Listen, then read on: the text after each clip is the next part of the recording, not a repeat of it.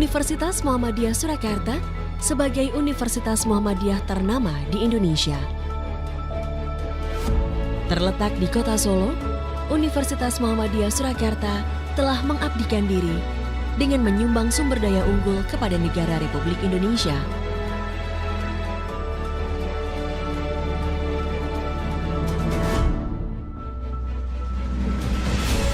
Sejak didirikan pada tahun 1958, saat ini Universitas Muhammadiyah Surakarta berhasil menempati 10 besar jajaran perguruan tinggi terbaik di Indonesia. Hingga kini, Universitas Muhammadiyah Surakarta telah memiliki 12 fakultas dan 60 program studi. Fakultas Ekonomi dan Bisnis, Fakultas Kedokteran, Fakultas Teknik, Fakultas Komunikasi dan Informatika, Fakultas Ilmu Kesehatan, Fakultas Keguruan dan Ilmu Pendidikan, Fakultas Farmasi, Fakultas Psikologi, Fakultas Geografi, Fakultas Agama Islam, Fakultas Kedokteran Gigi, Fakultas Hukum.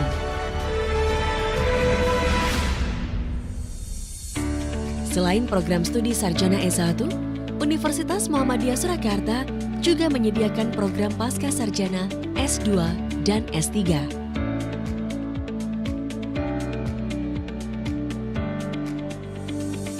Untuk menunjang pelaksanaan belajar mengajar, Universitas Muhammadiyah Surakarta dilengkapi dengan sarana dan prasarana yang memadai.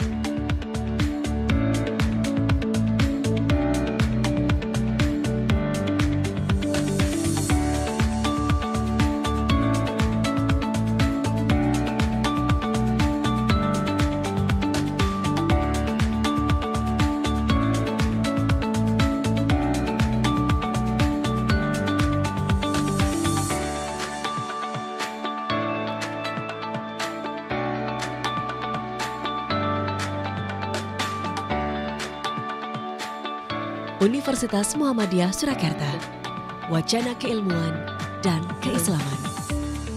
UMS adalah pilihan yang tepat bagi saya dalam pengembangan diri dan prestasi. Tidak hanya kegiatan perkuliahan di kelas, sederet kegiatan organisasi kemahasiswaan serta pendampingan yang dilakukan secara intensif menjadi alasan tersendiri bagi saya untuk tidak memilih kampus lain sebagai tempat melanjutkan studi. Universitas Muhammadiyah Surakarta, unggul mencerahkan semesta. Alhamdulillah, saya sangat bangga menjadi bagian dari Universitas Muhammadiyah Surakarta yang terakreditasi unggul. Atmosfer akademik yang sangat kondusif, fasilitas lengkap, serta hubungan yang harmonis antara mahasiswa, dosen, maupun karyawan. UMS memberikan dukungan yang penuh kepada saya dalam mengembangkan prestasi saya. Assalamualaikum warahmatullahi wabarakatuh. Universitas Muhammadiyah Surakarta adalah salah satu kampus terbaik di Indonesia yang menyandang predikat sebagai kampus unggul. Dengan dukungan sumber daya manusia yang sangat berkompeten, fasilitas yang lengkap, serta iklim akademik yang sangat baik, maka UMS berkomitmen untuk memberikan layanan yang terbaik bagi mahasiswa. Tidak hanya kemampuan akademik, tapi juga pengembangan soft skill maupun prestasi serta minat bakat mahasiswa.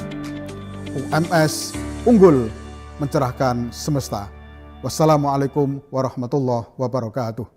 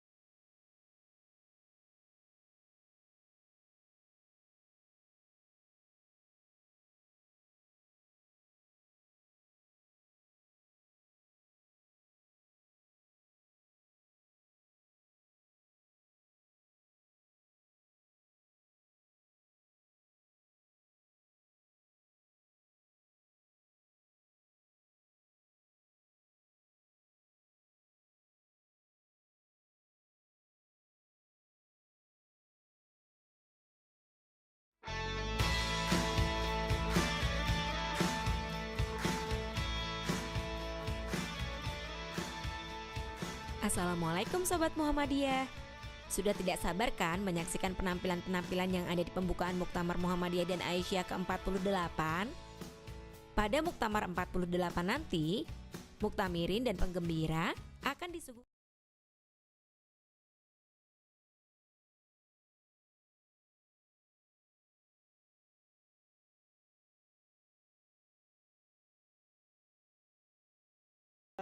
kami persembahkan penampilan perguruan seni bela diri Indonesia.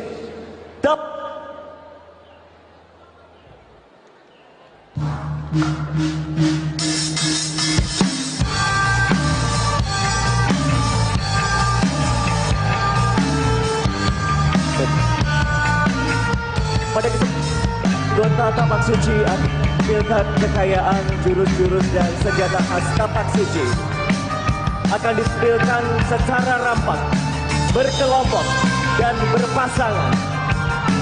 Diiringi musik etnik dari SMK Muhammadiyah 3 Surakarta.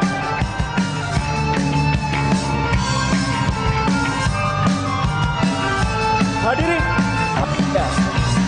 selamat.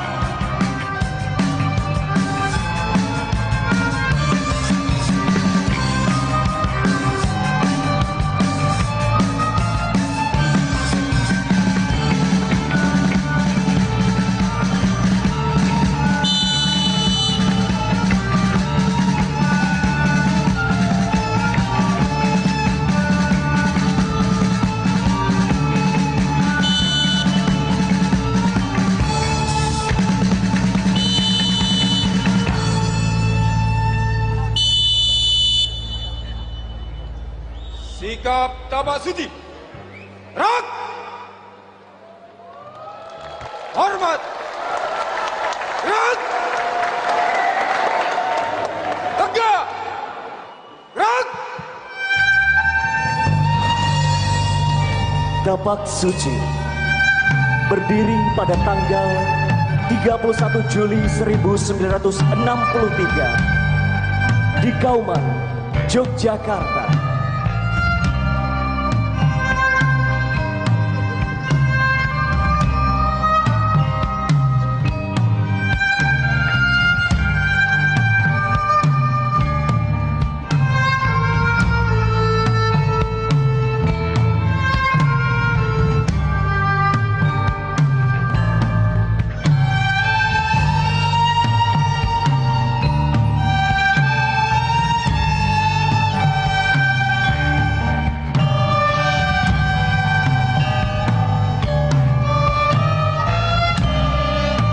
Dengan iman dan akhlak saya menjadi kuat.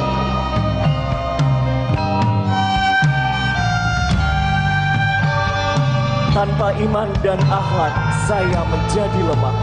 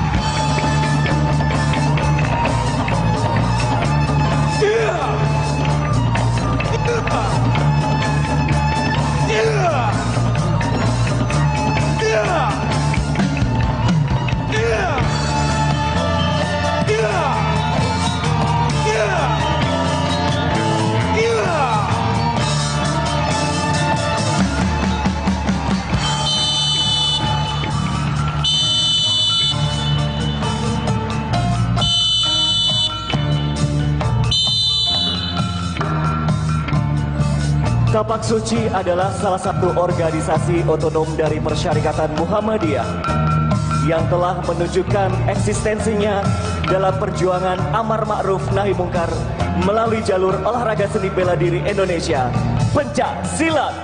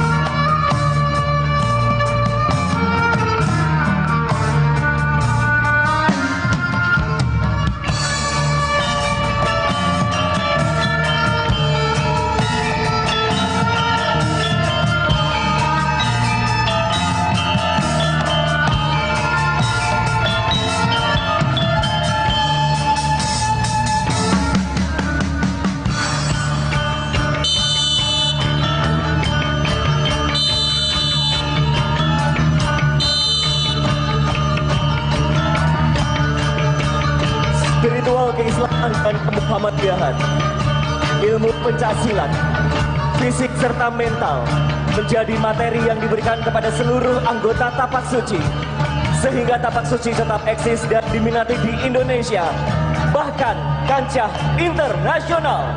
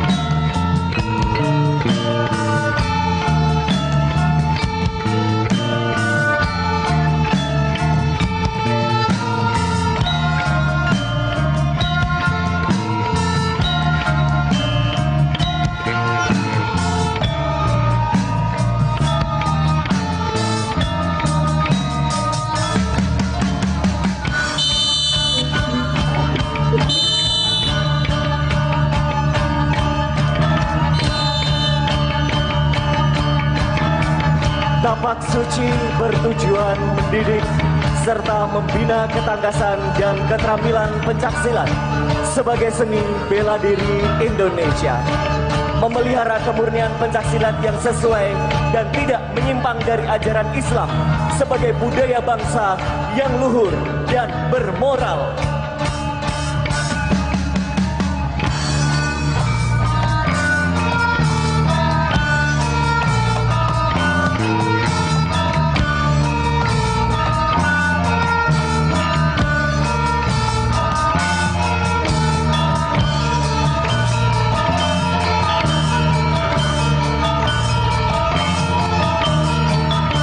Kekayaan jurus-jurus seni bela diri Indonesia, jurus katak, mawar, ikan terbang, raja wali, naga, lembu, merpati, dan harimau telah membawa Tapak Suci diminati dan dicintai di berbagai daerah dan negara. 34 pimpinan wilayah di seluruh Indonesia dan 22 perwakilan wilayah di dunia menjadi bukti Tapak Suci telah mendunia.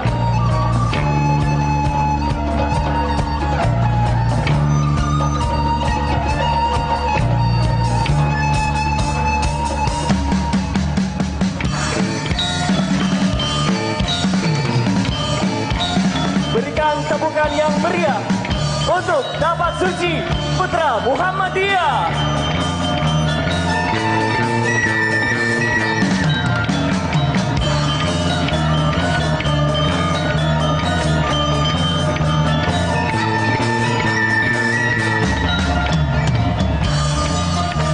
Hadir di tengah-tengah kita semuanya, para pendekar-pendekar Tapak Suci yang telah membawa nama Tapak Suci di tingkat nasional dan internasional. Anggota-anggota Tapak Suci Putra Muhammadiyah telah memberikan banyak kebanggaan untuk perguruan Persyarikatan Muhammadiyah bangsa dan negara.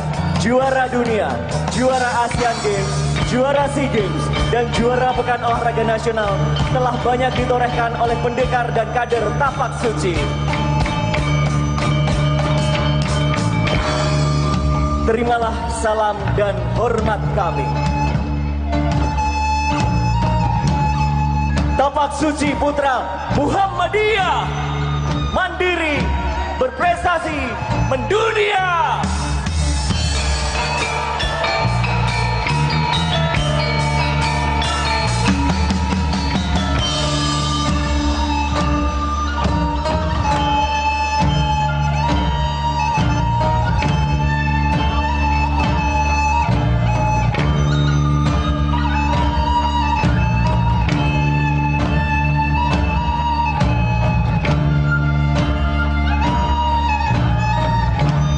Dengan niat yang luhur, memajukan Indonesia, mencerahkan semesta. Muktamar ke-48 Muhammadiyah dan Aisyah, kami siap!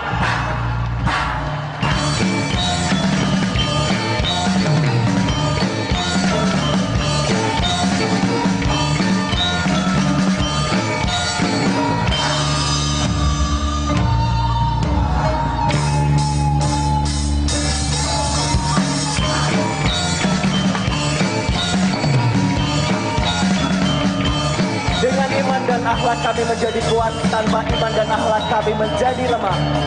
La haula wala quwata illa billah.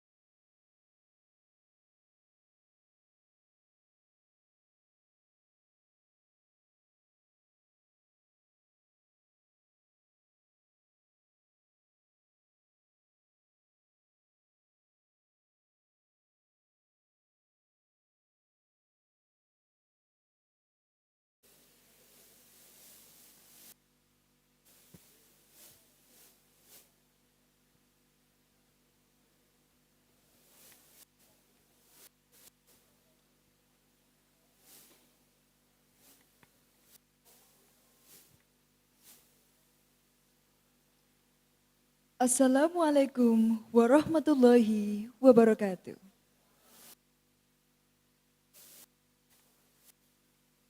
Good morning, ladies and gentlemen. I'm Belva Amalia Destati, Master of Ceremony of today's program. On behalf of the committee, I'd like to address the Honorable President, Vice Presidents, and Deans of Universitas Muhammadiyah Surakarta, our distinguished keynote speakers, presenters, participants, and all invited guests.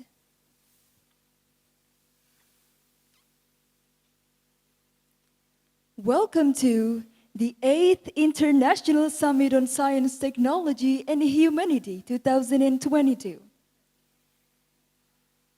This year, the conference theme is Academic Improvement for Recovery Acceleration, with the conference aims are providing a platform for researchers and academics to share their research findings with others and strengthening the collaboration and networking among the participants.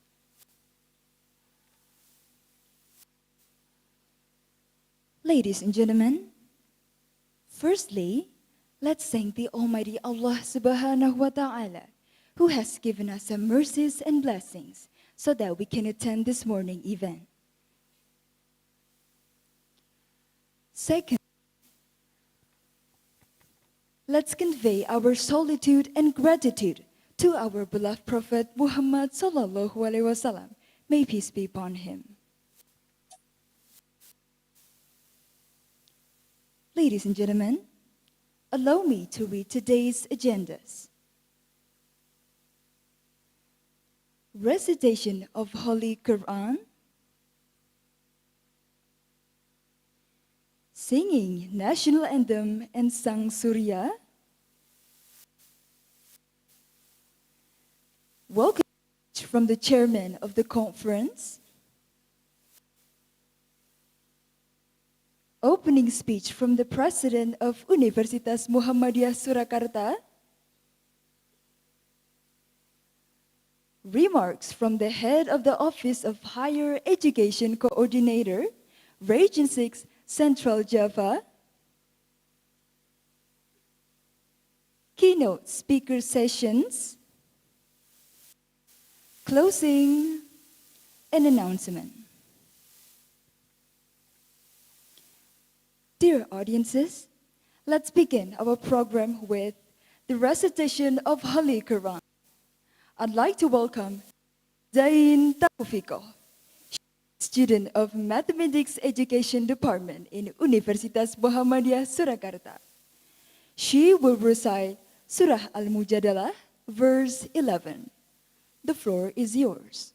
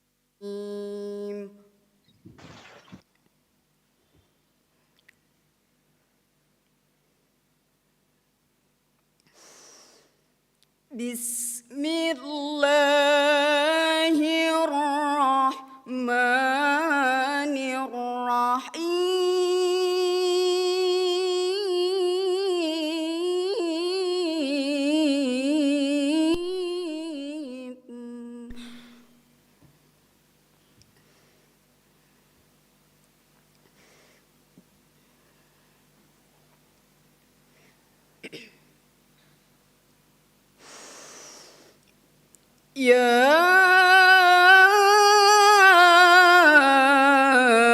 أيها الذين آمنوا إذا قيل لكم تفسحوا في المجالس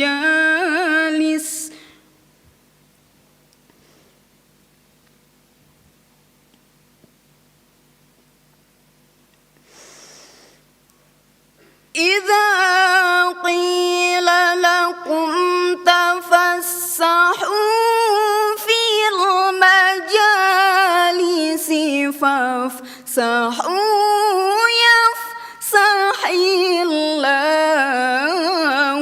لكم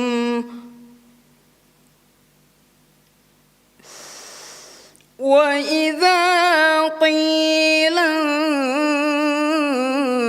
انشزوا فانشزوا يرفع الله الذين آمنوا منكم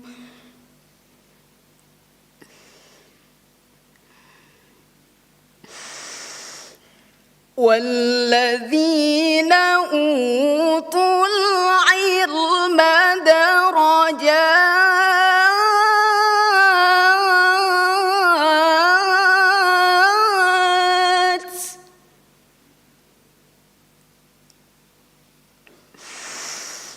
والله بما تعملون خبير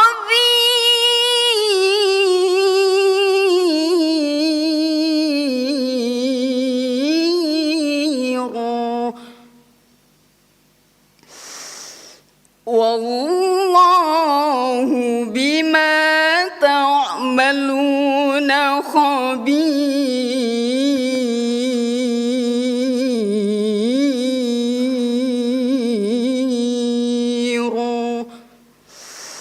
صدق الله العظيم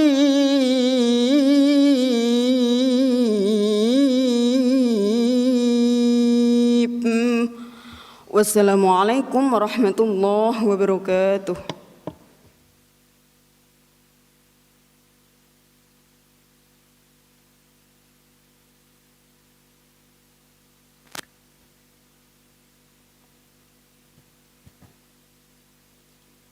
Thank you, Ms. Zain Taufiqah.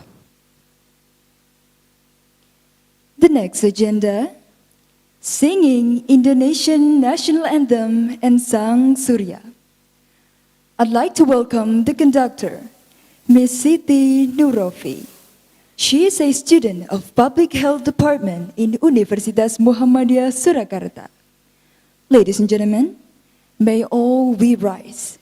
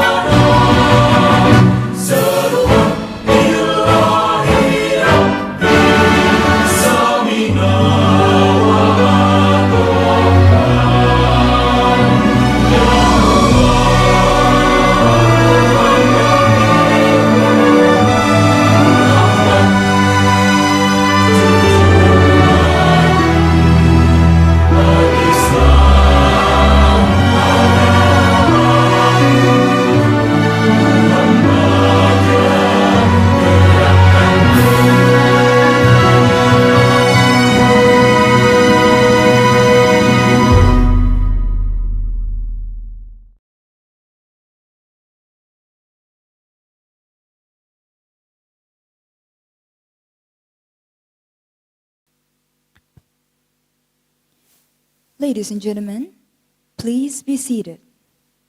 Thank you.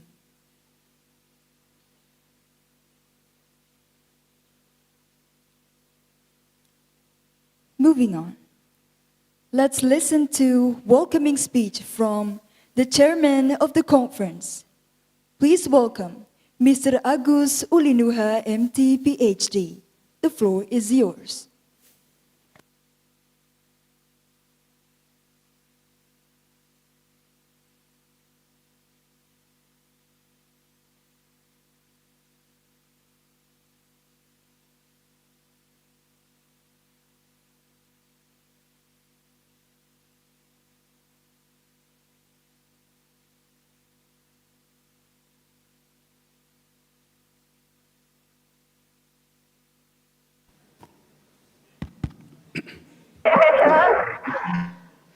Assalamualaikum warahmatullahi wabarakatuh.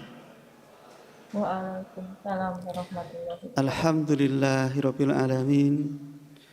Wassalatu wassalamu ala asrafil anbiya'i wal mursalin wa ala alihi wa ashabihi ajma'in. First of all, I would like to express my respect to the head of Office for Higher Education Services, LL Dikti Regency General Java. He will be presenting the speech using the record.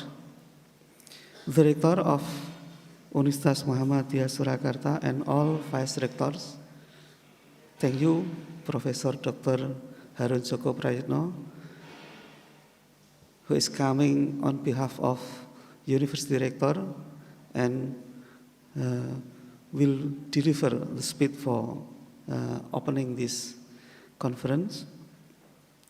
The faculty deans, the director of postgraduate school, and the head of bureau, unit, and office,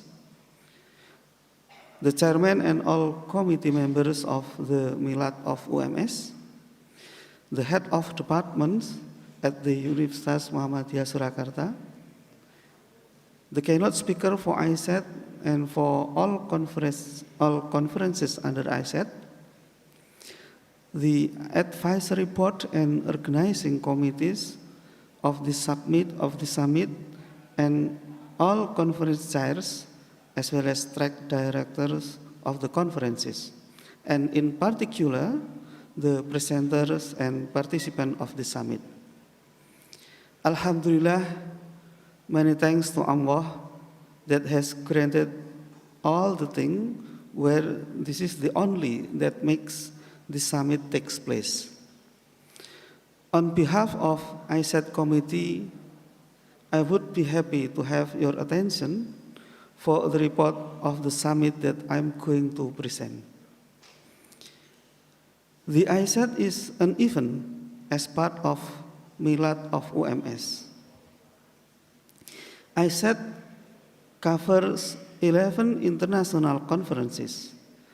3 of the conferences have been previously carried out.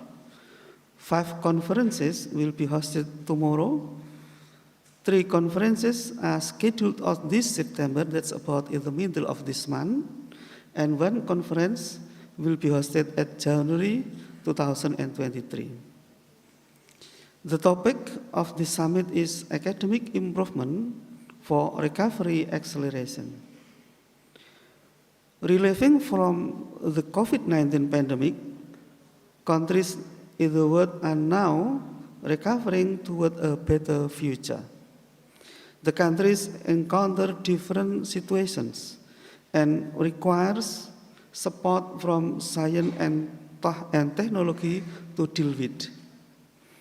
The summit provides the opportunity for the researchers and scholars to share their findings and ideas and to dedicate of the result for the country to faster develop. In terms of participants, we have so far accepted 971 papers. This number is bigger than last year, which is which was 811. This number will inshallah increase since some conferences will be hosted later on and are still accepting and reviewing some submissions.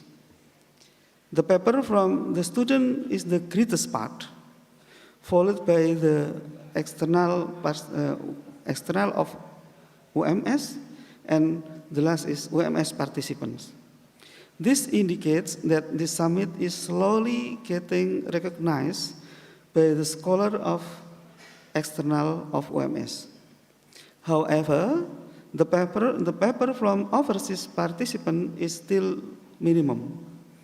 Among of the paper, we received 20 papers from 15 overseas countries. This number is about small, and this mainly due to the summit has not been extensively recognized. The essential part of the summit is the opportunity for the students to present their final project in the relevant conference and get published in the proceeding indexed by Scopus and Web of Science. The policy of the university states that upon successful publication in a reputable international proceeding, examination of final projects is no longer required. Moreover, publishing in good proceeding will be a good point for their future. In terms of publication, we get 5 Scopus Index journals willing to publish some papers presented in these conferences. 2 of them are Q2 journals. We also get 1 Scopus Index proceeding, which is AIP, also 3 AP conference proceedings, also KNE from the Faculty of Health and Faculty of Medicine. Hopefully, that will index would invoice.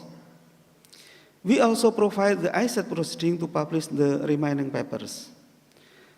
We understand that to organize this summit, we got the support and contribution from committee and many people in this university. They have been working tirelessly for the successful of this wonderful event. Therefore, I would like to gratefully appreciate their support and contribution. Moreover, I should not disregard the support from university management that fully support the summit, such that the summit may be successfully carried out. In particular, I am in debt to thank to the head of UMS Milad, who is Professor Klik Wardiono, who has given support and motivation to this summit. I would like to thank to keynote speakers for this summit and for all conferences. We got 3 distinguished speakers for ISETH and many keynote speakers for the 11 international conferences. Many thanks for all reviewers who have worked very hard to review the papers and have given some valuable comments and suggestions. Without their work, we might not get good paper to publish. It is our hope that this summit and all conferences will be running well, and the papers may be published as soon as possible in the journals and index proceedings. More than that, the idea and findings discussed in these conferences will have the opportunity for further improvement and application.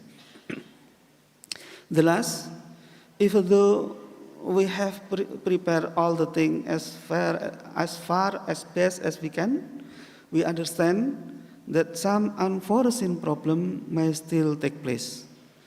What we can say is we do apologize for the uncomfortable situations that might happen.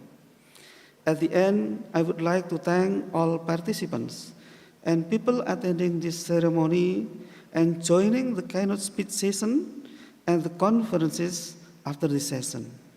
Thank you very much. I hope you find this summit interesting. Nasrum minallah wa fathun qarib. Wassalamualaikum warahmatullahi wabarakatuh.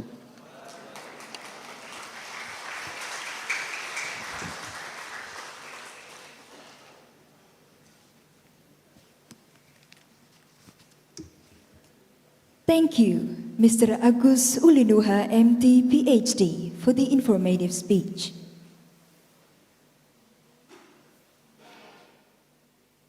The next agenda, opening speech from the President of Universitas Muhammadiyah Surakarta, Professor Dr. Sofyan Anif, that will be represented by the Vice President of Universitas Muhammadiyah Surakarta. It is my pleasure to welcome Professor Dr. Harun Joko Prayitno M.Hum. The floor is yours.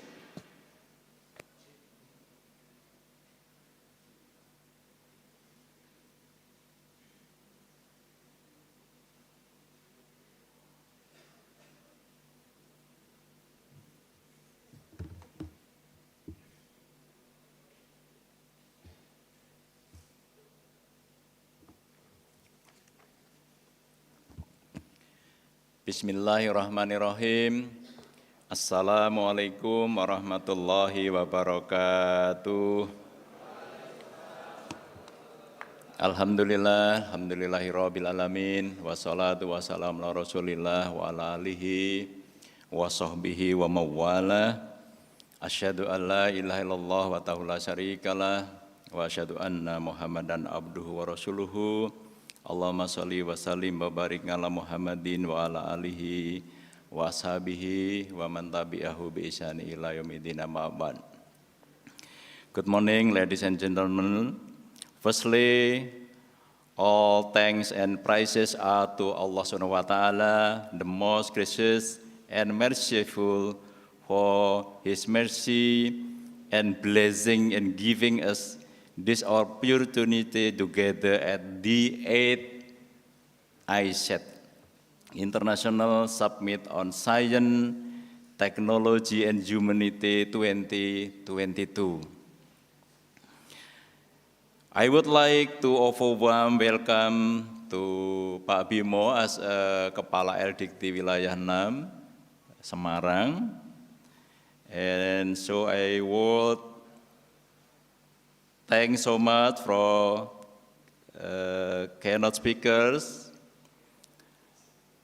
Professor Josapatetuko Sri Sumaryanto from Shiba University, Japan, and then Associate Professor Dr. Saiful Islam from Department of Computer Science and Telecommunication Engineering from Technology University Bangladesh, and then to Dr. Tonang Dwi Ardianto from Faculty and Medicine, 11 Maret University, Surakarta, Indonesia. Not so far from here, maybe only 10 kilometers.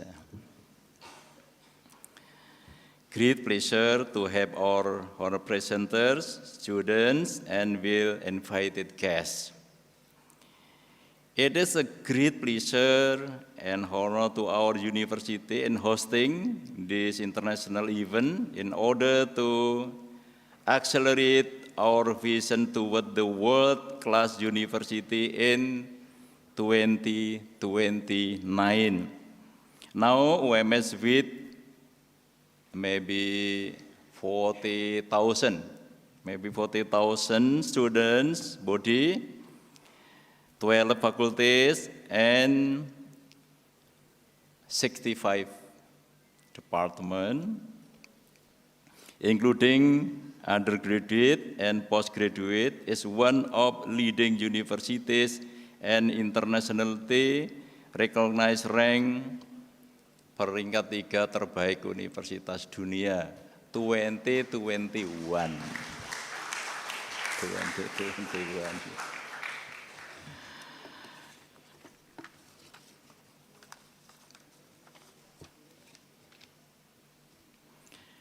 COVID-19 pandemic affected almost countries Currently, at the end the pandemic, most of countries around the world are struggling to recover the health and economic toward the better future. Therefore, the summit primes the theme. This ISETH is academic improvement for recovery acceleration. Through this theme, we would contribute academic thought to the world's effort to accelerate the recovery from the COVID-19 pandemic, hopefully. As previously reported, this conference will share more than 970, isn't it? Ya, saya kira ini jumlah yang terbanyak, 970 ya. From various fields of the study, the list participant ISETH 2022 from German, from United Kingdom, from Polandia, and then Hungary, Turkey, Japan, Australia, South Korea, Bahrain, Malaysia, Sudan, Nigeria, Uganda, South Africa, of course, from Indonesia, especially from Universitas Muhammadiyah, Surakarta. Applause. Ya.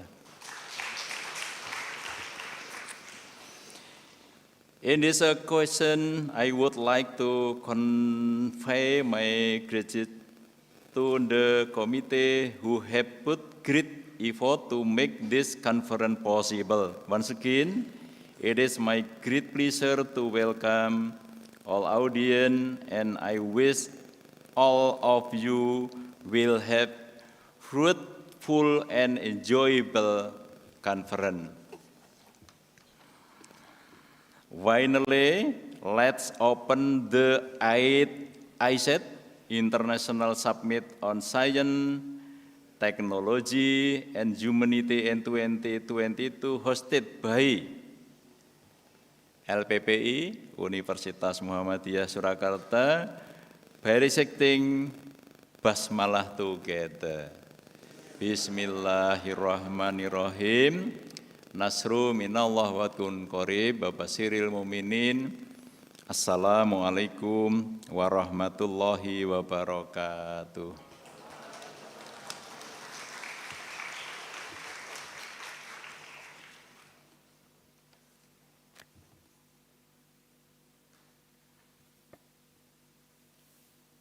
Thank you, Professor Dr. Harun Joko Praitno M.Hum, for the heartwarming opening speech.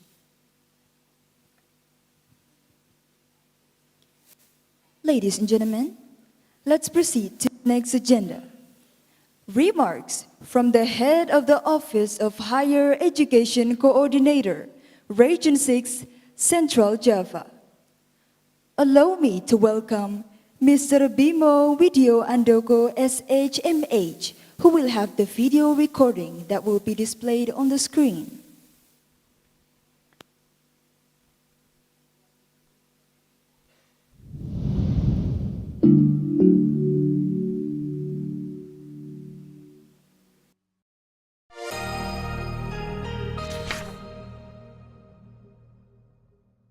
Bismillahirrahmanirrahim. Assalamualaikum warahmatullahi wabarakatuh.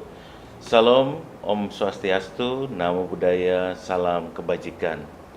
The Honorable Mayor of Surakarta City or the representative, Rector of Muhammadiyah University of Surakarta, Professor Dr. Sofyan Anif, MSc, esteemed speakers and distinguished participants. Allow me to first praying our grateful and praise to the Almighty God for His blessing, grace and mercies that we have made as possible to gather here in the room in the excellent condition and health. Next, I would like to express my heartfelt and gratitude to Bapak Rektor, Mr. Sofyan Anif, and all the committee from the Muhammadiyah University of Surakarta who sincerely commit to the event to make it success. This event would have been impossible without the support and each and everyone present here. Dear keynote speakers, distinguished guests and participants of the 8th International Summit of Science, Technology, and Humanity with the theme on academic improvement for the recovery and acceleration, it's my privilege and great pleasure on behalf of the Central Java Regional Office for the Higher Education Services or Lembaga Layanan Pendidikan Tinggi Wilayah 6 to welcome you today. We are delighted to have you with us to participate and share in this conference organized by Muhammadiyah Universitas of Surakarta. Ladies and gentlemen, the world today is facing many challenges in the processes of relieving from the COVID-19 pandemic. As the adjustment to new habits and enhancement, we must address the sustainability agenda to deliver improvement and acceleration in recovery and also efficiency and resources productivity after being hit by the pandemic. Together with the public and private sector, non-governmental and intergovernmental organizations, scientists and engineers are responsible to build a better life and safety for the society through the application of knowledge to relieve the people's heavy burden after the pandemic by converting resources into product and services without compromising the ability of future generations to cope with their needs. Distinguished participants, please allow me to take this valuable opportunity to remind you, the higher education stakeholders, the importance of interdisciplinary cooperation to promote the creation, application of knowledge to accelerate social and economic recovery after the pandemic, while also enhancing nation productivity and human resources competitiveness. Curriculum and pedagogical reform in education and continuous professional development to encompass wider social and ethical concerns are needed. Distinguished ladies and gentlemen, international cooperation in science and technology facilitated the exchange of knowledge, while the development on research about humanity and society promote technological application for safer and well-being future to support human life sustainability. In accordance with the vision and mission of the Muhammadiyah University of Surakarta, that is to become a world-class research university, this international conference is one among many efforts to make this vision and mission come true. This year, conference is held to celebrate the 64th anniversary of Muhammadiyah University of Surakarta. It is part of our concern on contribution of science and technology for enhancing the speed of recovery after the peak of pandemic, especially in Indonesia. Hopefully, we all can significantly give more contribution to the national nation recovery and advancement in the not too distant future. Last but not least, to all of our distinguished guests and participants, thank to you for being here and welcome and enjoy for the conference. Wassalamualaikum warahmatullahi wabarakatuh. Om Swastiastu. Namo Buddhaya. Salam kebajikan. Terima kasih. Thank you.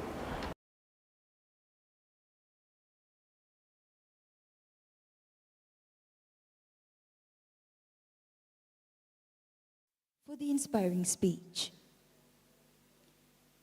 Ladies and gentlemen, now it is time for keynote speaker sessions. We already have Professor J.T. Sri Sumantio, Dr. Saiful Islam, and Dr. Tonang Dwi Ardianto with us as the speakers, who will be managed and moderated by Mr. Huda Kurnia Maulana, SE MBA. He is a lecturer of the Faculty of Economic and Business in Universitas Muhammadiyah Surakarta. Honorable Mr. Huda Kurnia Maulana, SE MBA, the floor is yours.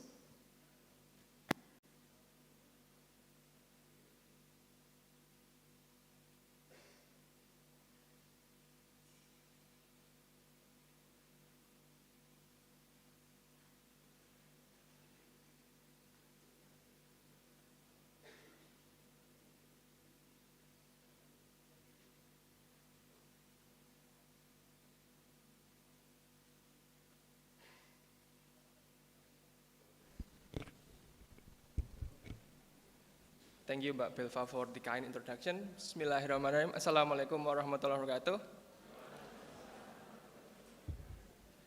Alhamdulillahilladzi khalaqal mauta wal hayata liyabluwakum ayyukum ahsanu amala wa huwal azizul ghafur. Asyhadu an la ilaha illallah wa asyhadu anna Muhammadar Rasulullah. Allahumma sholli ala Muhammad. Welcome everybody, and first of all, let's express our gratitude to Allah Subhanahu wa Ta'ala, who have given us this opportunity to convene here in person at last for the last 2 years, hopefully in a healthy condition. Peace be upon our Rasulullah, the messenger of Allah, sallallahu alaihi wasallam, who have delivered us messages, who have inspired the humanities, not only for Muslims. His Excellency, the head of LLDikti Region 6, Mr. Bimo Widyo Handoko, SHMH, His Excellency, Director of Universitas Muhammadiyah Surakarta, or the President of UMS, Professor Dr. Sofyan Anif, His Excellency, the Vice Rector 1 of Universitas Muhammadiyah Surakarta, Professor Dr. Harun Joko Prayitno, His Excellency, the head of Institute of Scientific and Textbook Development, or what we call the LPPI UMS, Dr. Agus Ulinuha, His Excellency Directors, Deans, Heads of Study Programs at UMS and our partnering institutions, all speakers, presenters, delegates, and also participants of the International Summit on Science, Technology and Humanities, or the 8th ISETH 2022, and all 11 conferences under the ISETH 22 umbrella. Welcome to the 8th ISETH 2022. Welcome to this summit. This is a beautiful morning. It was bright and sunny, and as Mbak Belva has already introduced myself, my name is Huda Maulana, and I'll be guiding you throughout this morning's keynote session. So, we've lived with the pandemic for well over 2 years now. The start of the pandemic feels like ages ago, but looking back, some of us who are sitting here might have lost their loved ones during the pandemic. Children lose their parents, families lose other family members. But if we allow ourselves to look back, and especially looking back from different perspectives, we've come to realize that it has opened up new opportunities. Not only it opened up new opportunities for us, but it actually forced us to act on those opportunities and embrace on those opportunities. In education, we now have familiarized ourselves with the term new school education, where education is no longer confined with physical classroom boundaries, it is now immersed with the real world, and even now it is immersed with the other world. We have also familiarized ourselves with the term metaverses, where it was unthinkable 2 years before now. I remember I heard the Minister of Education of Indonesia, Mr. Nadiem Makarim. He talked about how this pandemic actually brought us into innovation in an unimaginable pace. He said that even 20 to 25 years of governmental work would not be able to bring us to such velocity of innovation. We also had 2 years of reduced economic activities. And ironically, these reduced economic activities have allowed the earth to breathe easily again. And now we started to think that sustainability is not beyond the improbable. So that is why, as Dr. Agus Ulinuha has already mentioned earlier, this year's ISETH, we propose the following theme, the one on behind me here, academic improvement for recovery acceleration. We've long realized and we have agreed that higher education is not an ivory tower. It is not isolated to the real world. It is out there to challenge the status quo and actually solve the problems and challenges faced by the community. So what is more, the academic ought to produce a resilient community able to withstand future challenges. So therefore, I am really grateful to have sat here, albeit virtually, with Professor Josaphat Tetuko Sri Sumantya. I also have, who is with the Center of Environmental Remote Sensing, Chiba University. I also have here with Dr. Saiful Islam. He is with the Department of Computer Science, Telecommunication Engineering, Noakhali Science and Technology, University, Bangladesh. And we also have Dr. Tonang Dwi Ardianto, PhD, of the Faculty of Medicine Universitas 11 Maret, or we call it UNS. And also he's with the hospital of UNS. I will say hi to our keynote speakers one by one, just to make sure that they can hear us and also vice versa. So, good morning, Professor J.T. Sri Sumantya. Hello, good morning. Yes, I hope all of you is good condition. Yeah, thank you very much for the invitation. Yeah. Good morning, Professor Sri Sumantya, who is joining us from Japan, I understand. I also say hi to our second keynote speaker of today, Dr. Saiful Islam. Good morning, Dr. Saiful Islam. Hello everyone, good morning, Assalamu alaikum. Can you hear me? I'm audible actually, right? Yes, okay. Yeah, yes, you are the second keynote speaker. Thank you, and good morning. We can hear you loud and clear. Thank you. I will also say hi to our third keynote speaker, Dr. Tonang Dwi Ardianto. Good morning, Dr. Tonang. Selamat pagi. Good morning. Assalamualaikum warahmatullahi wabarakatuh. Waalaikumsalam warahmatullahi wabarakatuh. Ini sering. Selamat pagi, Pak Tonang. Selamat pagi. Thank you for joining us, professors and doctors. It is really our pleasure to have you all here. So the way we are going to approach and go about this morning's keynote session is that we are going to listen to the keynote speakers session one by one, and then we will have the Q&A and also discussion session right after each session. So we first will go with our first keynote speaker, Professor Sri Sumantya, and then we will have a Q&A and discussion session for his session, and then we'll have the second keynote session delivered by Dr. Saiful Islam, and we will have a Q&A for his session, and finally we will have the keynote speech from Dr. Tonang Dwi Ardianto, and we will have the Q&A and also discussion session for his session. So we will have 3 separate Q&A and discussion sessions. So if you have any questions for the keynote speakers, please feel free to take your note, and you can have the opportunity to ask to them directly after each session. Okay, we will first go with Professor Sri Sumantio. I'm sure that you are keen on sharing your take on geospatial technology improvement for post-COVID recovery acceleration.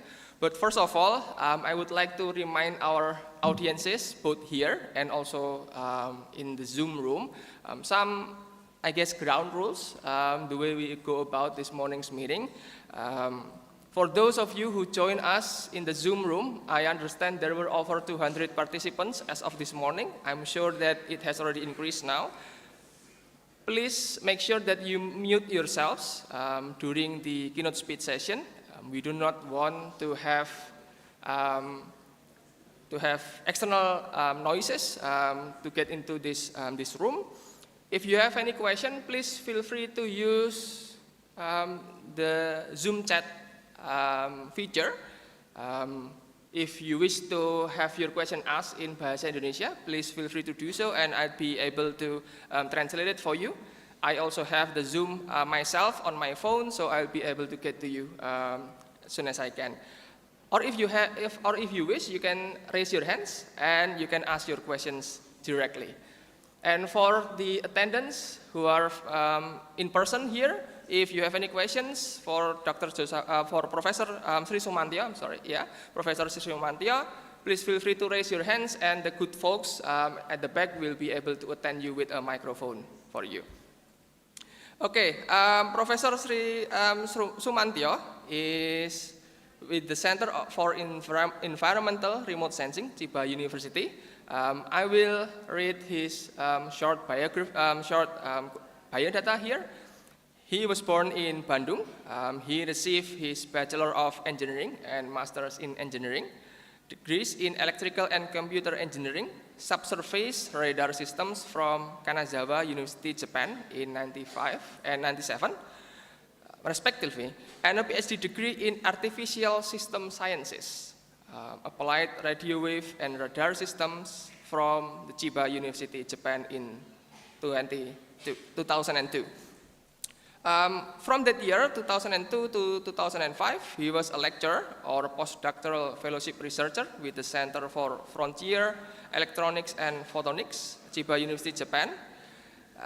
From 2005 to 2013, he was an associate professor with the Center for Environmental Remote Sensing, Chiba University, where he is currently a full professor up until now. So without further ado, I will give the forum as well as the screen to Professor Sri Sumantio, who is already sharing his screen right now. Professor, if you may, you have 20 to 25 minutes to deliver your keynote speech, and we will, have the Q&A session afterwards. Yeah. I cannot see the screen. Perhaps that's Professor Sri Sumantio's screen, or is that ours? Yeah. Sorry, I already sharing my slide.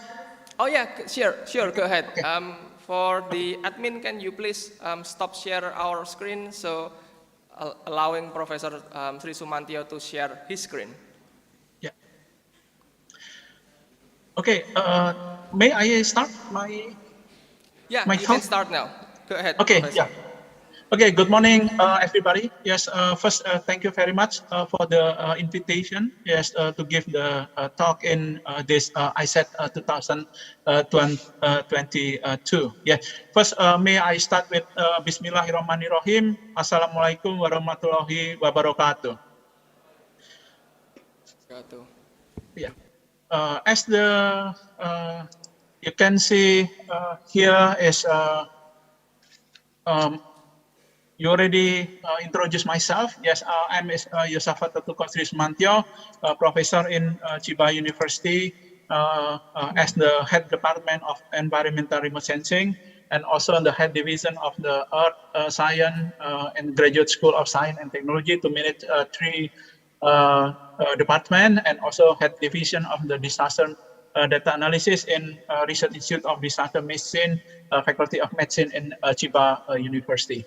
It is my expertise as the today I want to talk about the synthetic aperture radar, and also I'm also the leader in IEEE Geoscience and Remote Sensing Society, especially in the Instrumentation and Future Technology Technical Committee for the Unmanned Aerial Vehicle, UAV, for the future technology. Okay, thank you very much. First is for the President of Muhammadiyah Surakarta, Professor Sofyan Anis, and also Professor Harun Joko Prayitno, and also the LL Semarang, yes, Dr. Bimo Widyo Andoko, and also the chairman of this symposium, Dr. Agus Uli Nuha. Yes, today I want to talk about the geospatial technology improvement for the post-COVID recovery acceleration. Especially today about the geospatial technology, that what kind of the sensor that we need to improve this geospatial technology for the post-COVID recovery acceleration. Especially today, I want to show you about the innovation in remote sense technology for the environmental and disaster observation.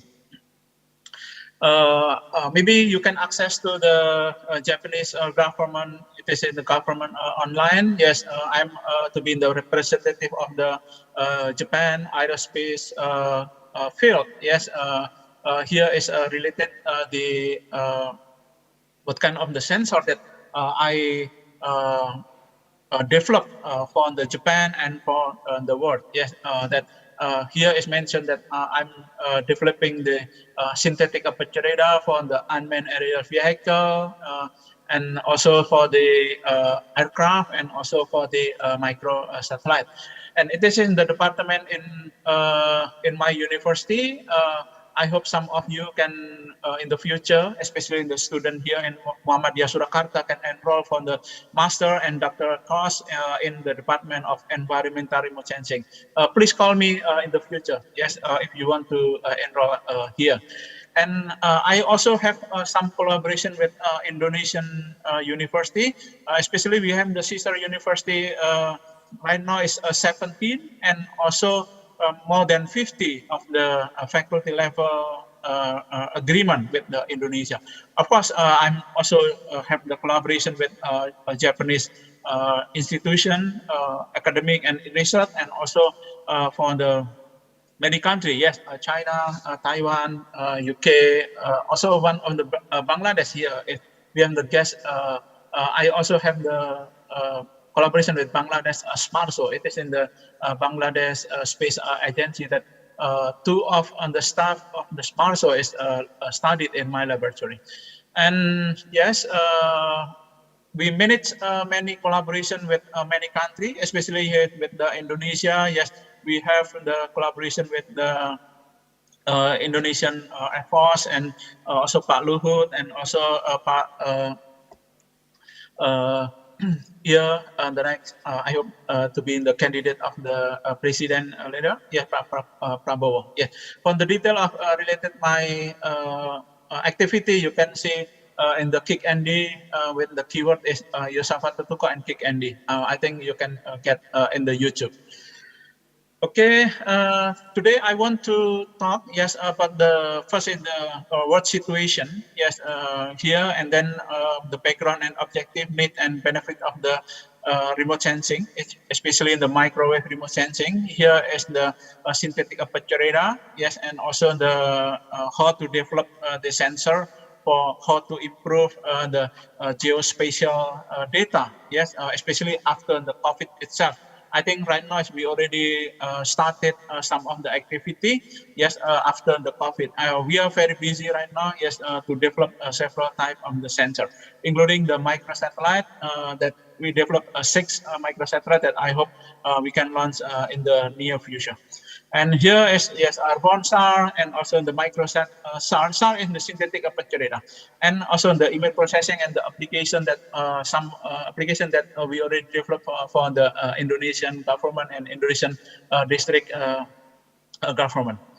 Like now is it is the world population, and I think Indonesia is number 5 right now, and it is 4. Yes, now it's in detail is like shown here. Now the number is 273 million. Yeah, it is I think it's very big. Yes, and it is one of our human resource. Yeah, that we need to manage, especially after the COVID itself. Is I think the education institution like the Universitas Muhammadiyah Surakarta. I think it's you are one of the stakeholders that we need to boosting the capability of the Indonesian human resources.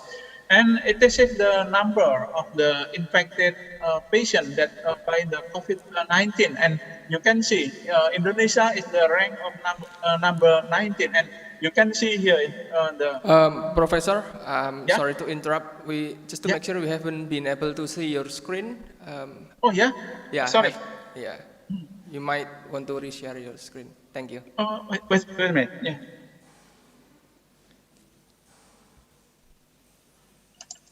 I need to share.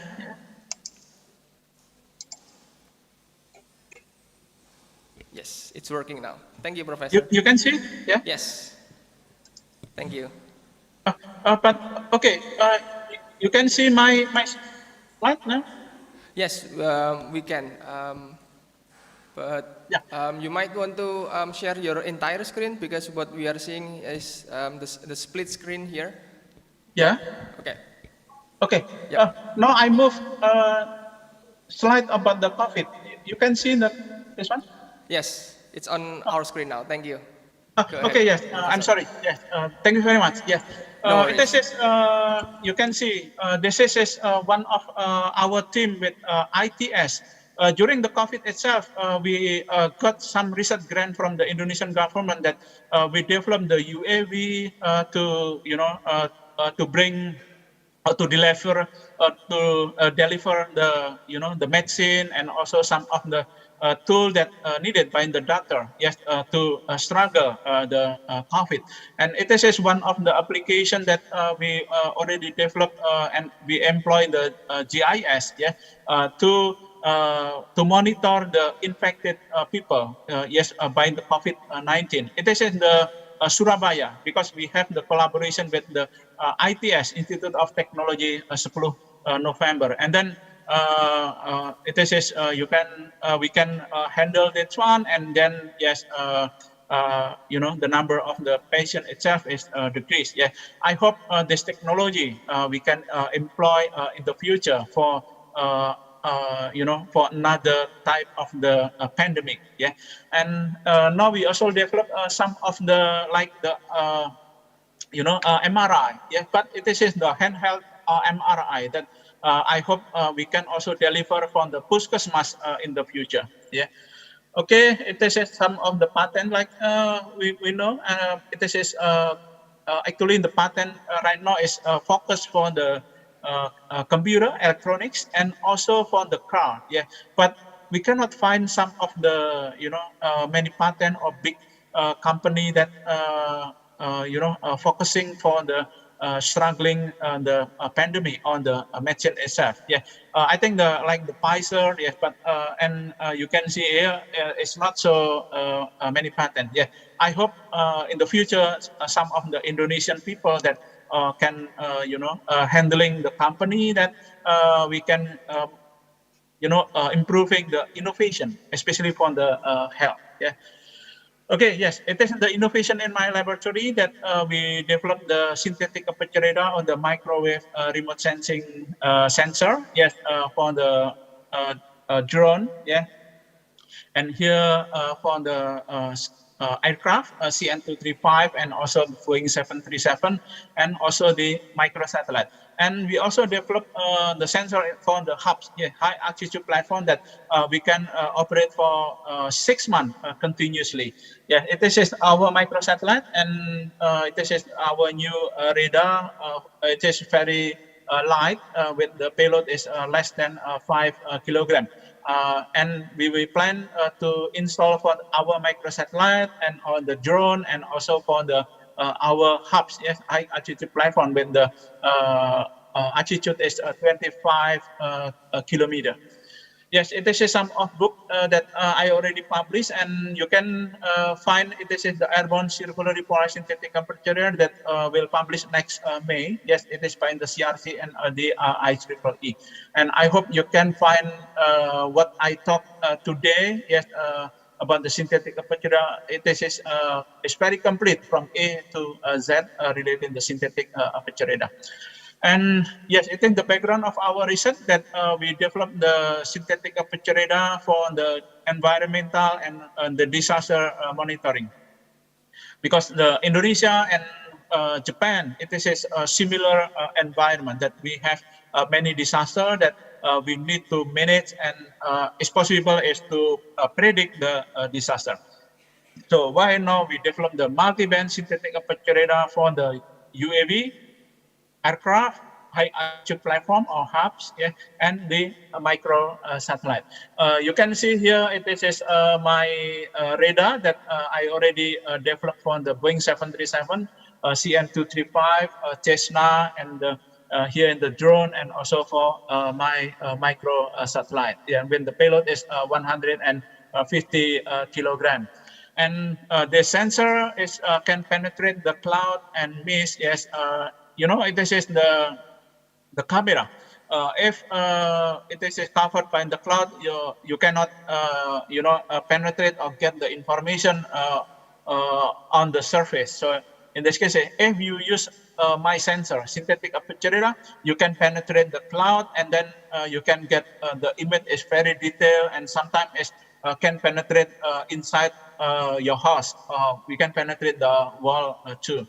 Yes, and here is we can implement the sensor from the disaster monitoring, natural resources monitoring, and search and rescue. Yes, and also home security and anti-terrorism mission. Yes, and finally from the infrastructure monitoring, because the sensor can detect the land deformation even in 1 year. Just move or change 1 millimeter, we can predict, or we can analyze this land deformation. Yeah, we already implemented this technology to monitor the highway network in Malaysia. We work with the Malaysian government to monitor the the moving of the land surface by using this synthetic aperture radar. It is just one of the example that we monitor the east-west highway of the Malaysian government. Okay, now I want to talk about the sensor development. Yes, it is a synthetic aperture radar with the characteristic can penetrate the cloud, haze, and mist, and we can also operate in the nighttime.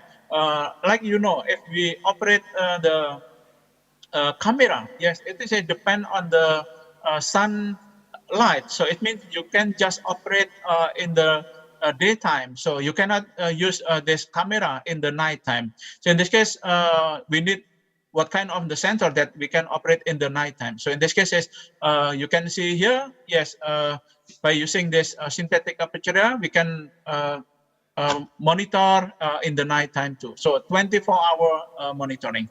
So, and then the platform is for the drone, aircraft, and also for the micro satellite. Yeah.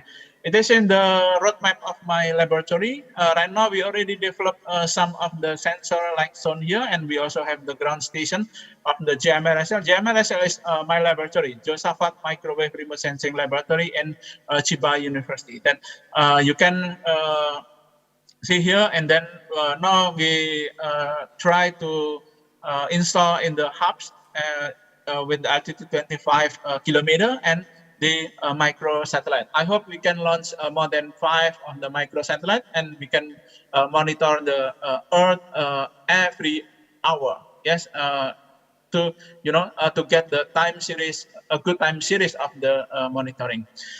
For the detail, you can read my books. Yes, this is for the UAV, for the airborne, and this is for the micro satellite. And it is in the pattern of my research. Yes, and the detail of my research you can read in IEEE STAR. Yes, airborne circularly polarized synthetic aperture radar.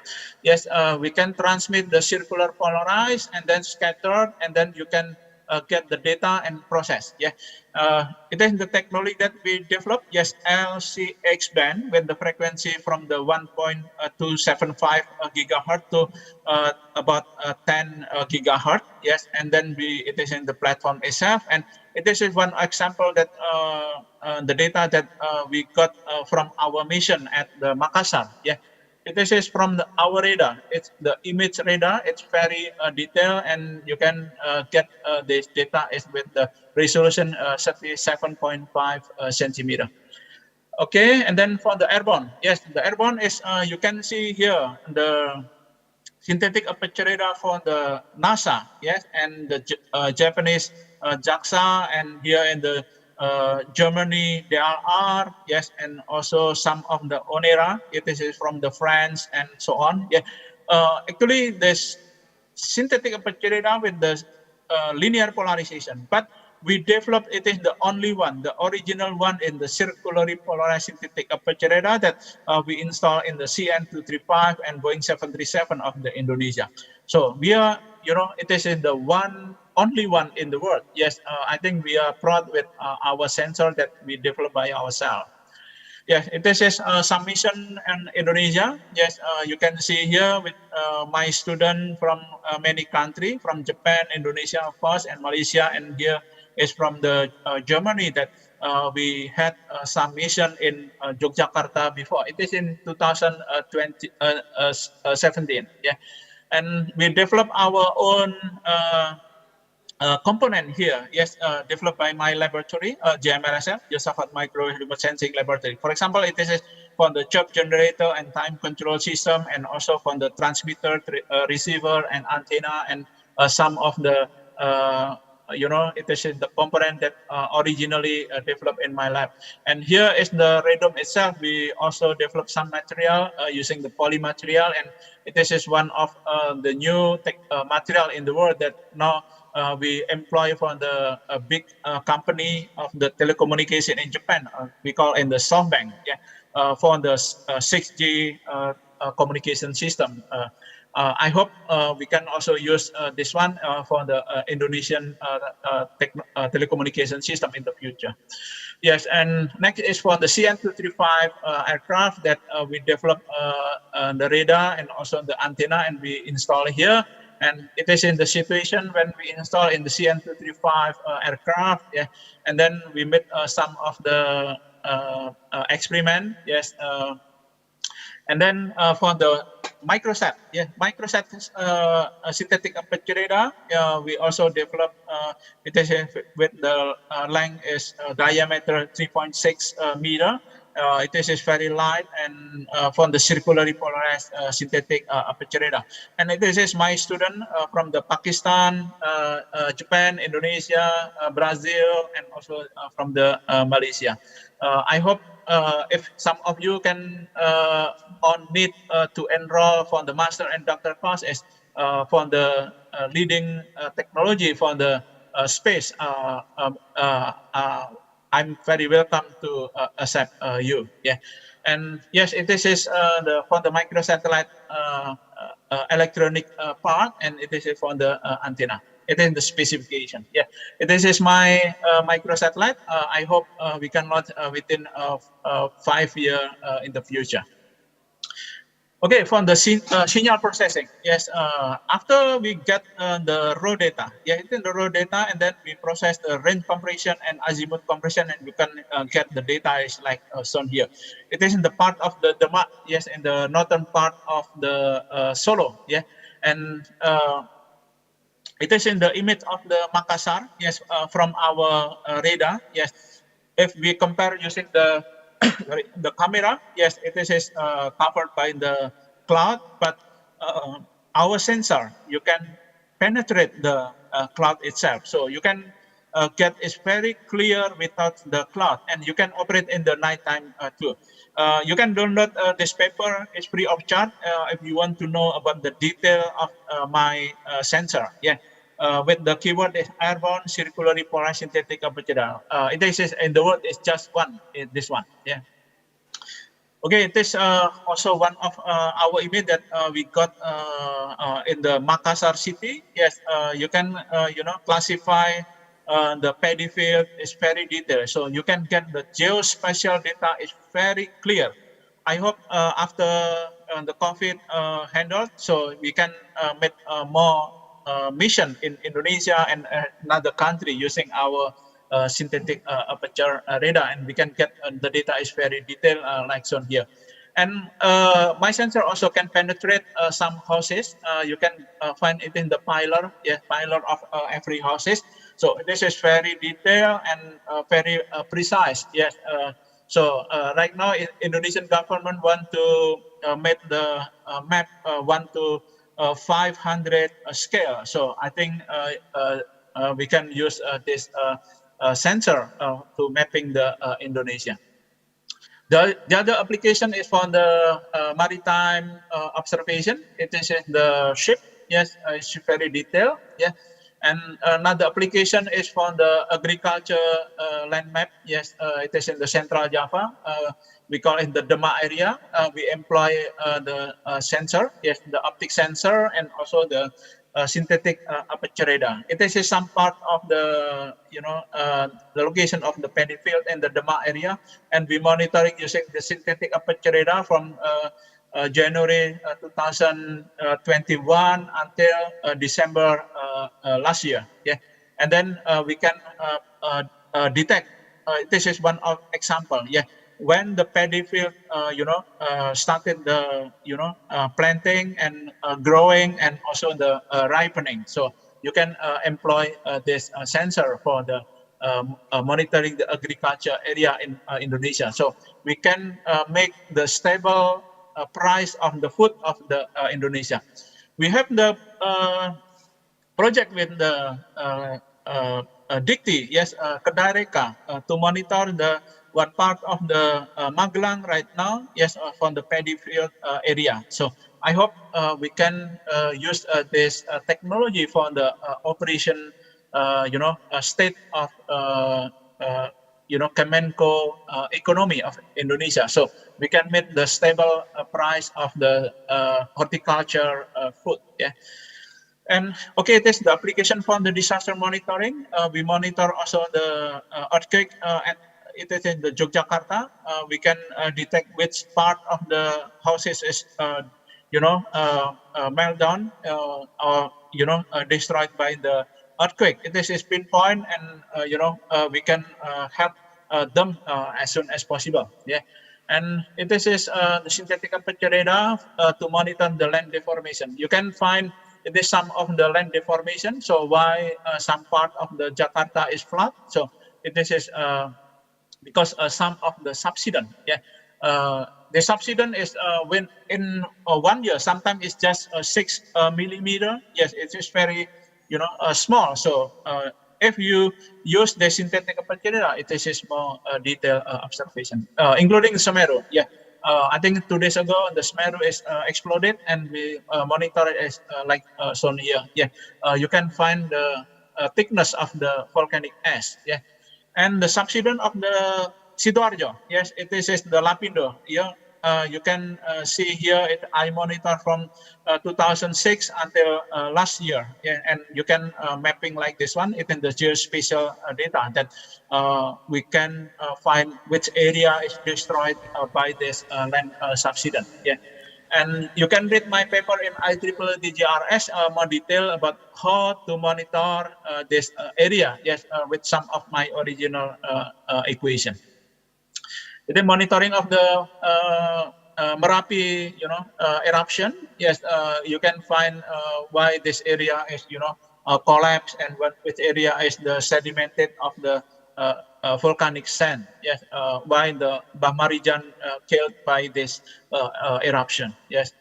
Okay, this is the subsidence at the Bandung city. Yes, Cimahi area and Dayakolot area. And here is my house. Yes, in Bandung. Yeah, we can monitor pinpoint. Yes, with houses, with how many centimeter. Subsidence. Yes, by using this synthetic material. And next is the Jakarta city. Yes, we monitor the subsidence in the Jakarta city. Yes, and also Bandung city, and here is the Bogor city. Yeah. Five minutes, this is, Professor. Yeah. 5 minutes left. Okay. Yes. Thank you very much. Yeah. This is you can read this paper. Yes, and IEEE TGRS more detail about the technique about how to monitor this area.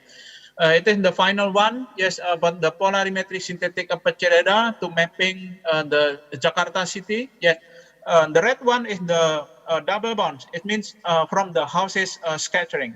So we can map where is the house. Yeah, and then surface scattering. It is some flat area. It is including the paddy field and also the road and the highway. Yes, and including the runway. Yes. And the the water body and the volume scattering. It is from the vegetation. So you can make the classification. Yes, it's very detailed using the synthetic aperture radar and 24-hour possible. Yes, it is one of the example of the Toba. Yes, where is the forest area, paddy field area, the blue one, and also the red is the houses area. Okay, finally, I want to invite you to join the Asia Pacific Conference on Synthetic Aperture Radar. Yes, it is for the remote sensing field. Yes, that we will hold in Bali, October 23 to 27 in next year. Yes, I hope some of you can join here. This is by the IEEE, of course, the WAS and also the Scopus. Yes, please don't worry. Yes, let's join in Bali area. Okay, thank you very much for the talk. A chance to give to you, and I hope some of you can learn about what we are doing right now. It is the only one in the world. Yeah, and I invite you to join in my laboratory for the master and doctor course. We have the double degree program. Yes, with the 7 universities in Indonesia. Yeah, I hope we can also promote the collaboration with Universitas Muhammadiyah Surakarta. First, I want to close my talk with the wassalamualaikum warahmatullahi wabarakatuh. Yeah, thank you very much, and I give back to Waalaikumsalam warahmatullahi wabarakatuh. Thank you, Professor Sri Sumantio, for the very comprehensive presentation and also for the kind invitation to your conferences and to your program. I'm sure that there are a lot of interested audiences from here. And I see some focus faces throughout the presentation. So if you have any questions, please feel free to raise your hands. There will be the committee members attending to you with a microphone. And also for our audiences in the Zoom room, if you have any question, please feel free to type it on the Zoom chat, or you can raise your hand and you can ask the question directly. Perhaps from the audience of this room first, if there is any question. Okay, you can ask using the Indonesian or bahasa Jawa juga, tidak apa-apa. Yeah, this is international conference and we have 3 languages here, English, Indonesia, and bahasa Jawa. Or Japanese? No problem. Or Japanese, yeah. Go ahead. Silakan Bapak Ibu apabila ada pertanyaan.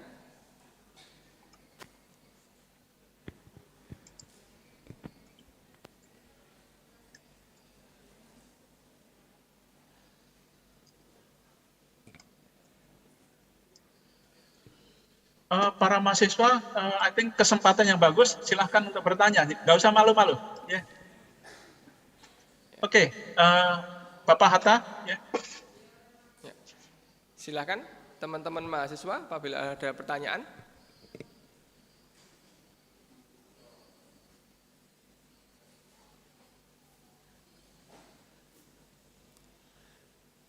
Okay, so it turns out, Professor, there is a question from, I guess this is from the chat box.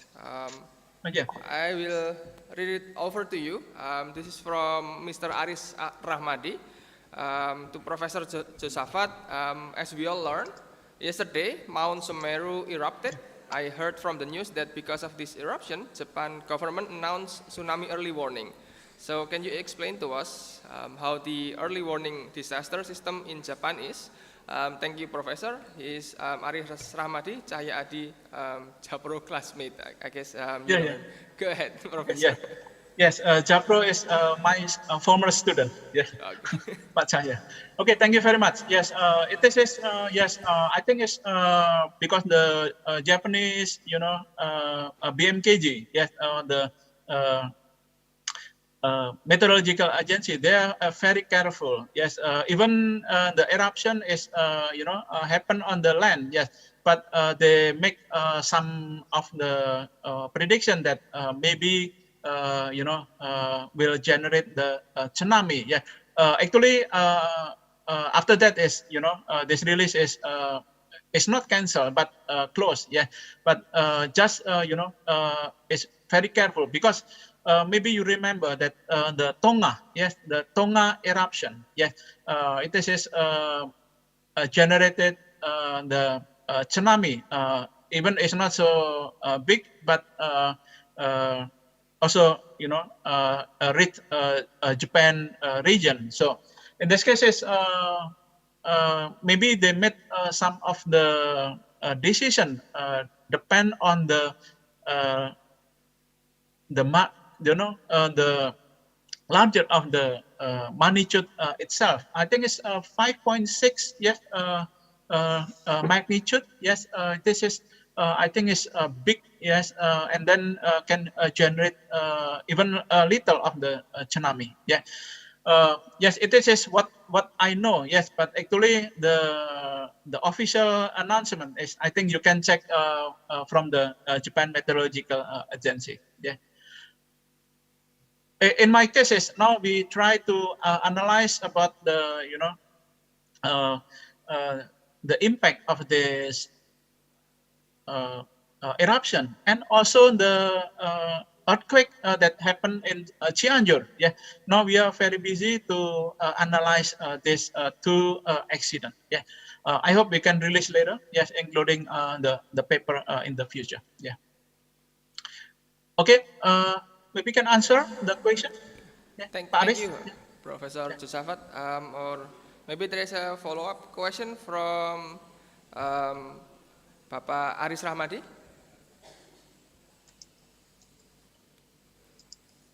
Okay, he just responded. Thank you, Professor, in the Zoom chat. Oh, thank you very much. Yeah. I have someone raise his hands here. I guess it's a he. On the Zoom room, someone or an audience named Hatta. Yeah. Yeah. Go ahead, Bapak. Hello. Please introduce yourself and offer your question. Go ahead. Okay. Thank you for the time. Assalamualaikum warahmatullahi wabarakatuh. Okay, my name is Hatta Yarid, and I am physics teacher in Senior High School SMA Budi Mulia 2 Jakarta. And I'm very appreciate for your presentation and the amazing the contents. Prof, I want to ask you about many students, especially my students said, science is very difficult. So, and what should you do as the new generation to improve developing technology in Indonesia? Thank you, Prof. Okay, yes. About the technology itself, yes. Indonesia have many problems. Yes. In my cases, I saw the Indonesia is the department store of the problem. Yeah. So it means you can find this problem is you must consider something only one or the original methods. Yes, to solve the Indonesia. Yeah. First is problem equal the solution. Yeah. And then the solution is to be in the innovation. Yeah.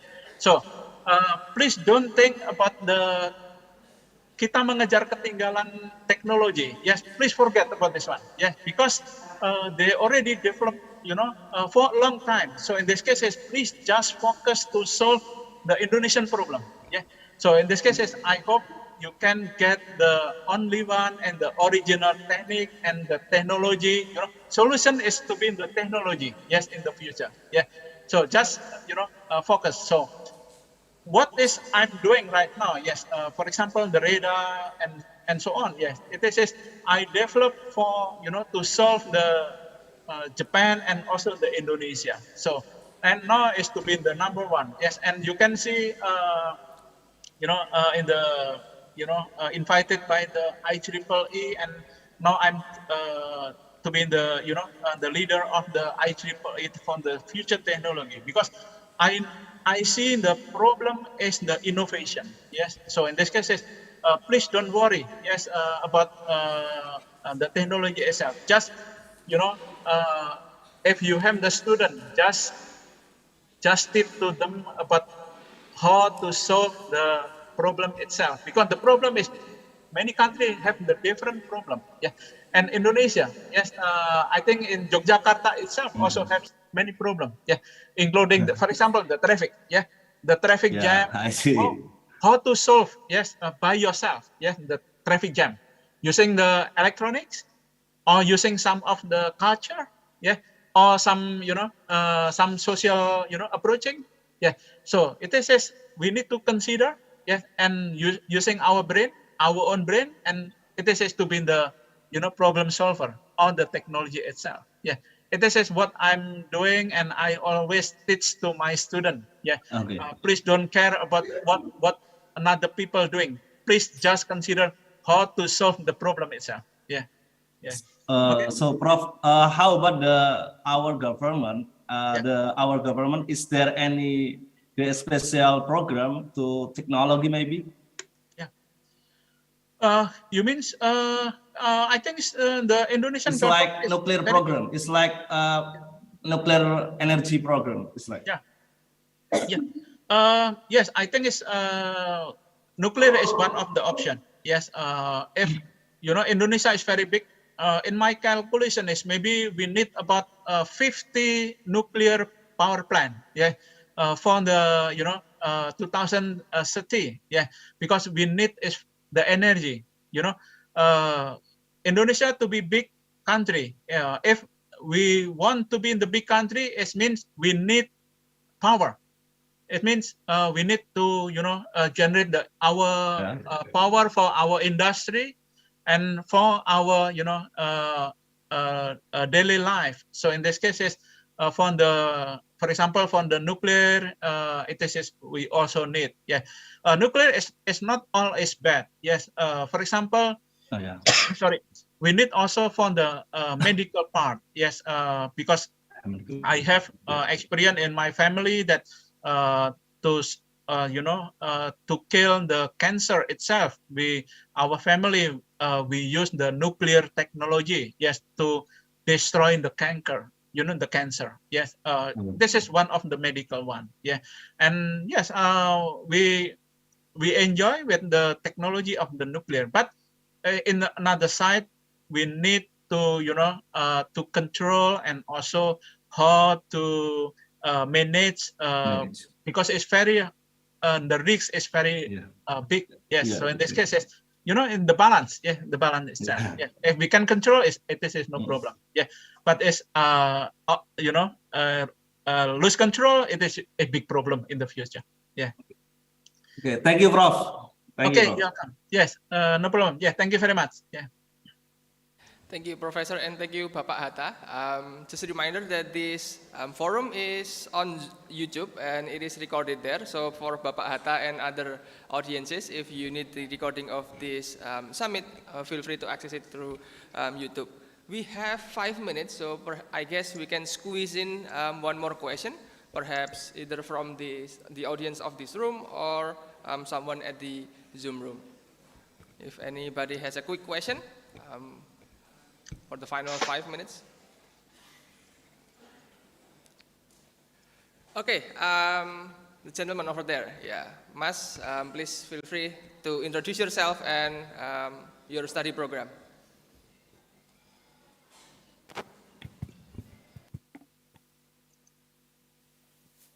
In English or bahasa, Pak?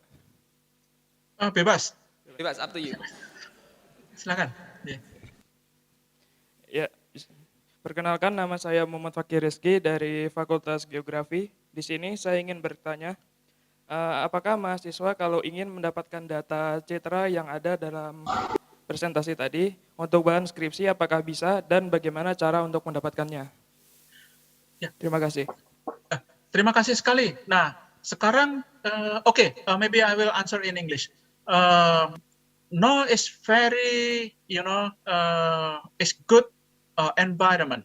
You can get the data from the ISA, and the data of the Sentinel-1, Sentinel-1 is mean 1A and 1B, and in the near future is you can get the data of the Sentinel-1C. It is from the synthetic aperture radar, and the other one is Sentinel-2, 3, 4. Yes, it is for some another mission. All is free of charge. Yes, this is you can use for the your thesis because I'm also the staff of the Universitas 11 Maret. Yes, at Department Electro. Yeah, and some of my students also use this Sentinel 1A, 1B, and next is 1C. Yeah, but for the another satellite like the ELOS, the TerraSAR X, it is not free of charge. But you can download from the ISA. You can find the SNAP, SNAP or SNAP. Yes, it is one of the software that you can use to analyze this data. Yeah, please don't worry. Yes, if you need some of the explanation, short explanation, maybe I can explain you. You can contact me. Yes, just searching my name, Yosafat Tutuko, and you can find the the email address, and please deliver to me. Yeah, I will help you. Yeah. Okay, thank you. I hope can help you. Baik, terima kasih Pak atas jawabannya. Ya, sama-sama. Thank you. Unfortunately, we have reached the conclusion of Professor Josafat's session. We give a round of applause, both physically and virtually. Thank you very much. Yeah. Thank you, Professor Sumantia. That's what I would call a very complete keynote session, because we have interesting details and also insights on geospatial technology. We also have a conference offer from Professor Sri Sumantio. We also had a study program offer as well. And even during the last question there, Professor Sri Sumantio also provided a thesis supervision. So he might be offered a full professor or supervisor position in the next semester from the geography study program. Okay. Yeah. So again, thank you, Professor Sri Sumantio, and for the audience. And we will now swiftly move on to the next agenda, or the next keynote session. We are going to have a keynote speech by Dr. Saiful Islam, who is with the Department of Computer Science and Telecommunication Engineering, Noakali Science and Technology. He will be delivering software development for supporting e-commerce at the post-pandemic era. I am certain that Dr. Saiful Islam is really keen and eager to share his take on the topic. But again, I want to remind all of us, if you are attending this from your Zoom room, please make sure that you mute yourself. And if you have any question, please feel free to type the question anytime during the keynote session. And for the audience here, if you have any question, again, we will have another Q&A and discussion session after Dr. Saiful Islam's session. So please feel free to raise those questions during that stage. So I will read Dr. Saiful Islam's short biography. Dr. Saiful Islam is an assistant professor at the Department of Computer Science and Telecommunication Engineering, Noakali Science and Technology University, Bangladesh. From 2018 up until now, he attained his doctorate in engineering in information science and technology from Nara Institute of Science and Technology, Japan, from October 2019 to March 2022. So less than 3 years, which is very impressive. Congratulations, doctor. He attained his Master's of Engineering in Information Science also from that institute, Nara Institute of Science and Technology in 2019. He received award, Prime Minister Gold Medal Award, Chancellor's President Gold Medal Award, and also Max Scholarship for Master's and PhD degree. Yeah, so we are very looking forward to your take, Dr. Saiful Islam, and I see we have highlighted you on our screen there. Good morning, Dr. Saiful Islam. Good morning. Can you listen to me? Yes, loud and clear. Okay. Yeah, you can start your session now. Like the previous session, you have 25 minutes to deliver your speech, and we will have the rest of the time for Q&A. Go ahead, Doctor. Okay, thank you very much. Hello, everyone. Assalamu alaikum and very good morning. I am Saiful Islam, your keynote speaker of 8th International Summit on Science, Technology, and Humanity. First of all, I would like to thank you very much, especially the organizing team of this summit and the academic leaders of Indonesia for taking this very important and very timely initiative. I would like to share my sincere gratitude to the organizing team who create platform for me to share my research projects and my ideas. So please accept my cordial greetings and welcome to my keynote speech talk titled as Software Development for Supporting E-Commerce at the Post-Pandemic Era. Under the umbrella of this talk, today I will try to explore developers' challenge and information need through question and answer insights. Okay, before going to the main talk, let me introduce a bit more. Basically, I want to show you from where I am. Okay, you can see the map of Bangladesh, and you can very clearly see that how small Bangladesh is, almost 13 times smaller than Indonesia, and the distance between Indonesia and Bangladesh is also very long, more than 6,000 kilometers. But I want to proudly announce that there is a very traditional relationship between Indonesia and Bangladesh, because during the Liberation War of 1971, Indonesia was the first Muslim country who recognized Bangladesh as a country. So thank you very much for your very kind appreciation that and trust that Bangladesh can survive as a nation in this earth. So if I go to close to the location from where I am, and I can show you that I am basically from the southeastern part of Bangladesh, and you can see that I am very close to sea. And this is Noakhali Science and Technology University. You can show in the Google Earth map. And here is some beautiful scenario of Bangladesh. Now, actually, winter season going on in my country. Basically, we have 6 seasons, and in every season, my country take different look. So I would like to welcome all of you to visit Bangladesh to enjoy its natural beauty. So let's go into my presentation outline. In my presentation, first I would like to discuss about my research overview that relate to today's talk.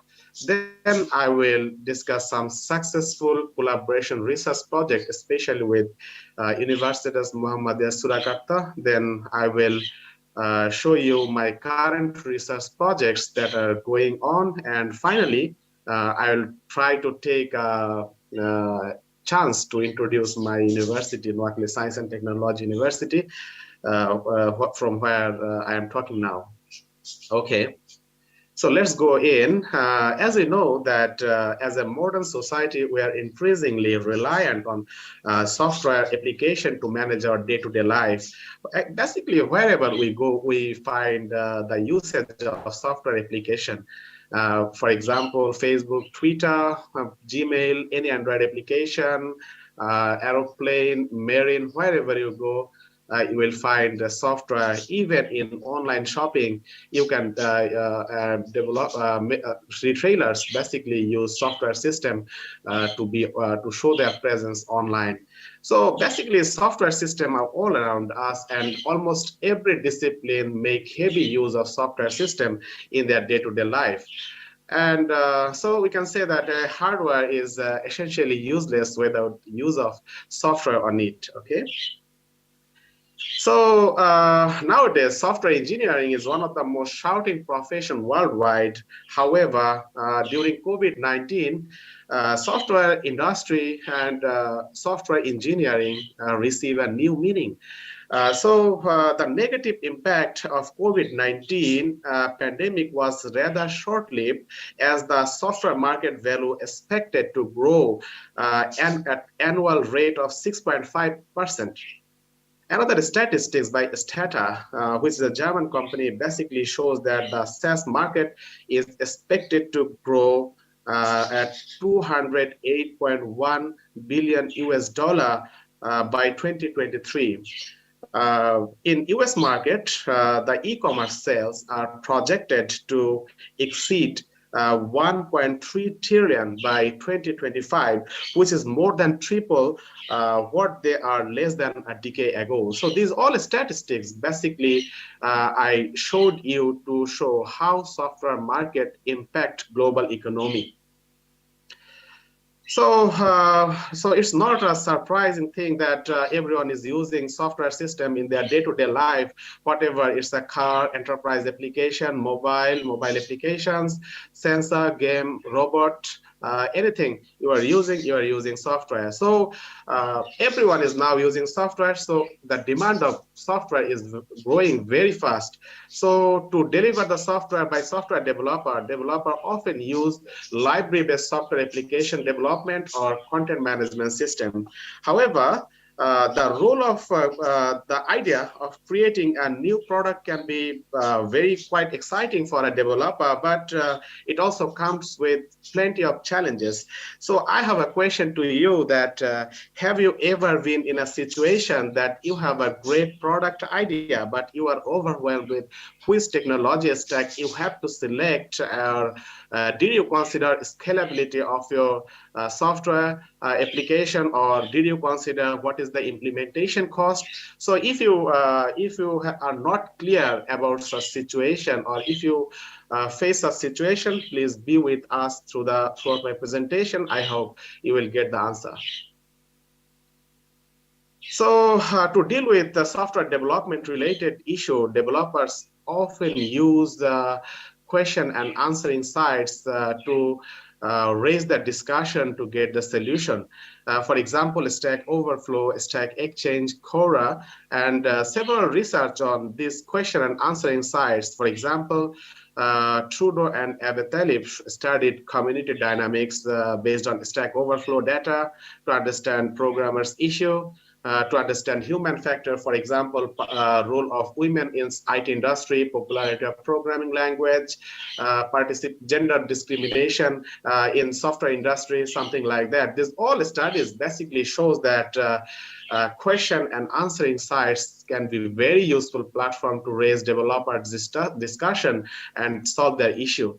So I can show you one motivating example from Stack Overflow. For example, this is a post by user of Stack Overflow related to payment, and analyzing such post in different segments, for example, title, body, tag, ASCII. So we can get insight what kind of problem or challenge developers basically face, and what is who is asking this question, whether he's a novice developer, he's an expert, something like that. So if I go more specific example from Stack Overflow, for example, check, this is a shopping cart related topic the developer asked, and basically he is confused which technology he need to use. And another user from Stack Overflow answer his question, and this solution worked for the ASCII. So this is the green sign you are looking on the accepted answer. This is called as accepted answer. So in my research but today I will try to show how this question and answering can be useful for software developer.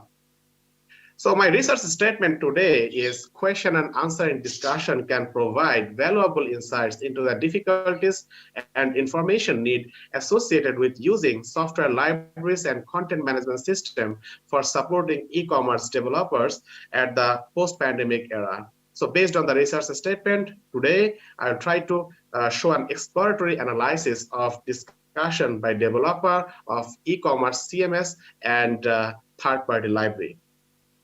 So let's go into the e-commerce CMS. So before going to the analysis of e-commerce CMS, I would like to share you what is e-commerce basically.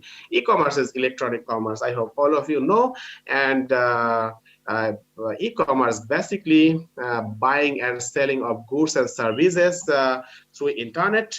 And you can, and the popularity of e-commerce is basically is not a new story. And you know the big player, Amazon, Walmart, Alibaba, all have rapidly expanding their business online, even especially in the COVID pandemic. So to support the evidence, I want to show you one global e-commerce traffic in COVID-19 period 2019 and 20 by Statista. Again, they showed that how you can see how steadily the popularity of e-commerce site increased and adopted by people to meet up their day-to-day necessity. So basically, e-commerce is now changing the business, especially in trading. So you can see here some statistics by Nielsen IQ, which is a big data company serving over 19 countries. So here they showed that COVID-19 basically acts as a catalyst for e-commerce boom in Europe. You can see Italy during COVID pandemic, the e-commerce sale increased by 16.2 times compared to offline marketing, while Germany is in the lowest, but this is still remarkable improvement. So how about developing countries like Bangladesh? So if I show you one simple statistics by Bangladesh Competition Commission, and this result is published by Financial Express, which is a reputed newspaper in Bangladesh, they showed that the e-commerce market size have grown to 166.16 billion taka in Bangladeshi taka by 2020. So this is very impressive, basically. And so these all studies basically shows how e-commerce retailer are trying to show their presence online. And to show their presence online, developers often use content management system, which is the software that enable e-commerce shop owner to create, edit, and publish a digital website. Why basically CMS is very popular? Because to develop a complete web page, a developer do not need to be a complete coder. He can just know how to do like next, and your page is ready. For example, it provide you, at the same time, it will provide you very great security. You have multiple access and collaboration. You will have a very affordable cost and time-saving maintenance. So this all facility basically attract developer to use CMS to produce quality web page for e-commerce. So I can show you one statistics of WordPress that from 2011 to 2020 that basically shows how steadily the popularity of content management system increased over the year. Here, another statistics comparison between WordPress users, that is CMS usage and no CMS users, shows that how the popularity of software development from scratch is basically is the downward trend. You can see the gray line, and the blue line basically shows how it's steadily increasing the popularity of CMS users in software development. So finally, I can show you one table that basically how CMS technology is grabbing the market, especially it shows the market share and live share, and this is very quite impressive. However, although there are different kinds of e-commerce CMS exist in the current market, but developing an e-commerce platform is not really a trivial task, because this all e-commerce platform varies in technology stack and business type. So if you remember that have you overwhelmed that what kind of technology you basically need to use, and did you consider scalability? So see, this is a list of e-commerce platform that we study in this case, and see every e-commerce platform vary based on type of business type, technology stack. So which platform basically you want to select, developers always often get confused. So basically, a business can very successfully grow or substantially grow in a short period of time if you can select the right technology, what you are going to select. There are several studies on e-commerce platform that basically shows that success of e-commerce shop basically depends on your strategy, what kind of and the factors that of selecting your e-commerce platform. Even there are several studies during the pandemic on e-commerce topic that have been used in many words to analyze the trend, role, and effectiveness in management. However, no study basically deal with what kind of issue developers face while developing e-commerce sites. So here today, I will try to show you a quantitative comparison of e-commerce platform to show whether the issues faced by e-commerce developer are same or different. So let's go in. So here I try to show you a bit inner detail of my research, because I hope many students also joined here to know how actually software research go on. And here basically I select some e-commerce platform based on TOEIC index. That is, we try to capture the popular e-commerce platform based on popularity of programming language, and based on the filtering, we extract data from Stack Overflow, and finally apply topic modeling on the post. And afterward, we obtain 17 topics under 5 major themes. So afterward, we perform a quantitative comparison of e-commerce platform based on topic, theme, technology stack. So let's go into the results. Here is the distribution of e-commerce discussion by developer that we extracted from Stack Overflow. So you can see that the 17 topics basically categorized under 5 major themes. And the topics are website design feature, website error, sales feature, payment option, database management, and of which sales feature is the most discussed topic by e-commerce developer. So this is very, very useful insight that what basically developers struggle while developing an e-commerce page, followed by website design feature. The third one is website error. That is, we don't know what kind of error basically face. It may be installation error, link discrepancy, module not found error, website service error, something like this. And followed by payment option and database management.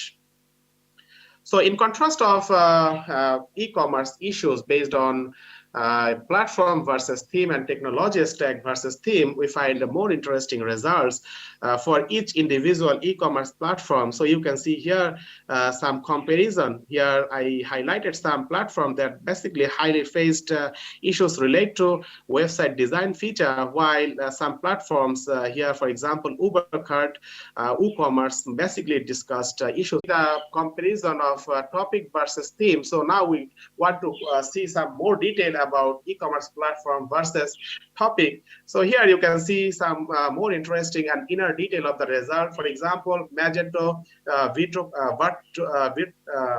Vitromart, WooCommerce, they face more issues related to stock item configuration related issue. That is more about relating how to display or how to display product. This kind of issues they mostly discuss. So Hybris, Broadleaf Commerce, Virtual Commerce basically face installation related issues. So this is quite interesting actually. So from such contrast, we can basically say different topics are prevalent in different e-commerce platform, and most developers discuss on basic website design functionality and stock item management related issue. So in contrast of feature technology stack versus topic, we find that ASP.NET with GraphQL has mostly installation related issue, while followed by Spring, Hibernate, and PHP MySQL technology have a stock item configuration related issue. Node.js has also the same thing. So from this comparison, we can say e-commerce solution providers should provide their documentation and tutorial improvement effectively to handle issues related to basic web design, because these are very basic things, right? So for example, you are facing installability related issue, you are facing basic website functionalities issue. That means a developer who is developing or who is adopting content management system do not have enough knowledge. So this again hints that the CMS basically do not require knowledge of coding, okay? So what is the key summary from this preliminary study we learned? Basically, we learned that there are 5 themes of issues that are related to e-commerce website. These are database management, payment option, sales feature, website design feature, and website error. And we find that sales feature related issues are mostly discussed by developer. So this is the finding of from Stack Overflow. So this is just a preliminary quantitative study. So still there are a lot of issues left to explore. So I want to hand over the issues to Indonesian student, especially UMS student, that you can explore this issue as your final year project. That so for example, in my previous previous study, we basically didn't consider whether it's open source or pay-per-use service. So here I want to say that developing country like Bangladesh, Indonesia, they have they want to use open source stuff, right? So you can basically contrast that whether there is a variation of discussion among e-commerce platform. You can identify what is the root cause that and the reason that developers basically face issues related to e-commerce project. So this is very important, because once you can identify the root cause of e-commerce usage, CMS usage, then you can give a very potential suggestion to the e-commerce developer and researcher, especially the stakeholders of content management system. In addition, it is also necessary to explore whether we have enough experts on e-commerce to deal with issue using different medium forum, for example, Stack Overflow, Stack Exchange, Quora. You can even use Slack. So basically, the objective of such project is if you can investigate whether there is shortage of expert, then you can also suggest that what you have to do, or you can forecast that what is going to happen after some year on e-commerce, okay? So, and the final one is you can basically study what information basically you need to deal with e-commerce related issue. For example, researcher can do on such issue that what kind of information basically helpful for e-commerce developer to deal with issues related to e-commerce. Okay. So now let's go. That's all about actually e-commerce CMS, and we are still doing some research on e-commerce CMS, collaborating with UMS, Universitas Muhammadiyah Surakarta. And let's go into third-party library discussion related issue. Before going to third-party library discussion analysis, I want to tell you what third-party library is. Third-party library basically is a reusable software components used by software developer. If I give you example of third-party library, I think all of you know Panda, NumPy, TensorFlow, basically we use for different kind of data analysis, right? So why we basically use third-party libraries in software development? Because third-party libraries or package save time and effort of software developer. It provides tailor-made functionalities. It uses pre-tested and modular code that provide communication with other part of the software through well-defined API. So here I can show you one statistics that by Wang et al., he researched that how extensively software developer or Android application developer use third-party libraries in software development, and they showed that 60% code of an Android application basically comes from external packages. So from this, you can basically imagine that how extensively developers using third-party library package in software development. So to deal with third-party libraries, how developer basically use third-party library, here's the diagram. You can see that a developer desire to use a library from a central package repository where the package manager basically act as a intermediary communicator between developer and central package repository, and based on the request, the developer is ready to use the package served by package manager. If I give you more detailed example of how developers use software package, for example, you are a developer or data scientist and you want to use Panda package, what you will do, you will perform an installation request through package manager pip, right? Pip is a package manager, all of you use. And Python from PyPy package repository.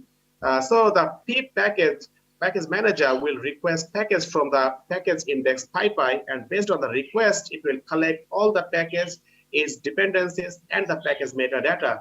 And finally, after doing some manual action or request from the pip, the developer will be ready to use the software package Panda. So this basically shows that how crucial the packaging ecosystem are serving as an integral part of modern software development, especially in building web and mobile application development. This again, e-commerce, we can say. These are the package ecosystem, list of package ecosystem that serve over 5 million open source packages to software developer, ensure integrity and authenticity of package, group packages by function to reduce their confusion of the developer, like which group of package he should use. So here's the statistics that basically shows that, although this is the old statistics, I'm sorry, but this basically shows the increasing trend of popularity of software packaging ecosystem over the year by developer. In addition, several research on shows that Microsoft, GitHub, acquired NPM JS and invested a lot of money on NPM to increase the popularity of packages. So this is all statistics. Basically, I showed you to show the importance of software packaging ecosystem in modern software development. 5 minutes left, Dr. Saiful Islam. So, okay. So it's very short time actually. Sorry, yeah, diversity in technology stack has led to varied packaging ecosystem. You can see. So the same thing, for example, NPM is a JavaScript language, Node.js environment, and nested dependency tree. And while Maven is a packaging ecosystem that support packages written in Java language, Java virtual machine environment, and flat dependency tree. So this all statistics basically showed you how crucial and how the technology stack vary. So if you remember my talk that did you overwhelm which technology you want to use. So my study basically show you, so I'll go basically the key summary. Here you can see that one of the major challenges that faced by developer is the coordination of package. So this is dependency update in terms of dependency versioning, packaging ecosystem policy. This all study shows that coordination is the major challenge, and most developers struggle to migrate the dependent package. So in terms of this understanding, I basically studied two parts, package management and package usage. So I'm really sorry that I have to go to the end of the presentation to show you some summary because I cannot show you inner detail of the presentation now due to shortage of time. So let's go into the inner summary that basically I can show you from this study. So I'm skipping a lot of slides today. So can you see my slide now, just to confirm? Yes, Hello? the blue one. Yep, thank you. Okay.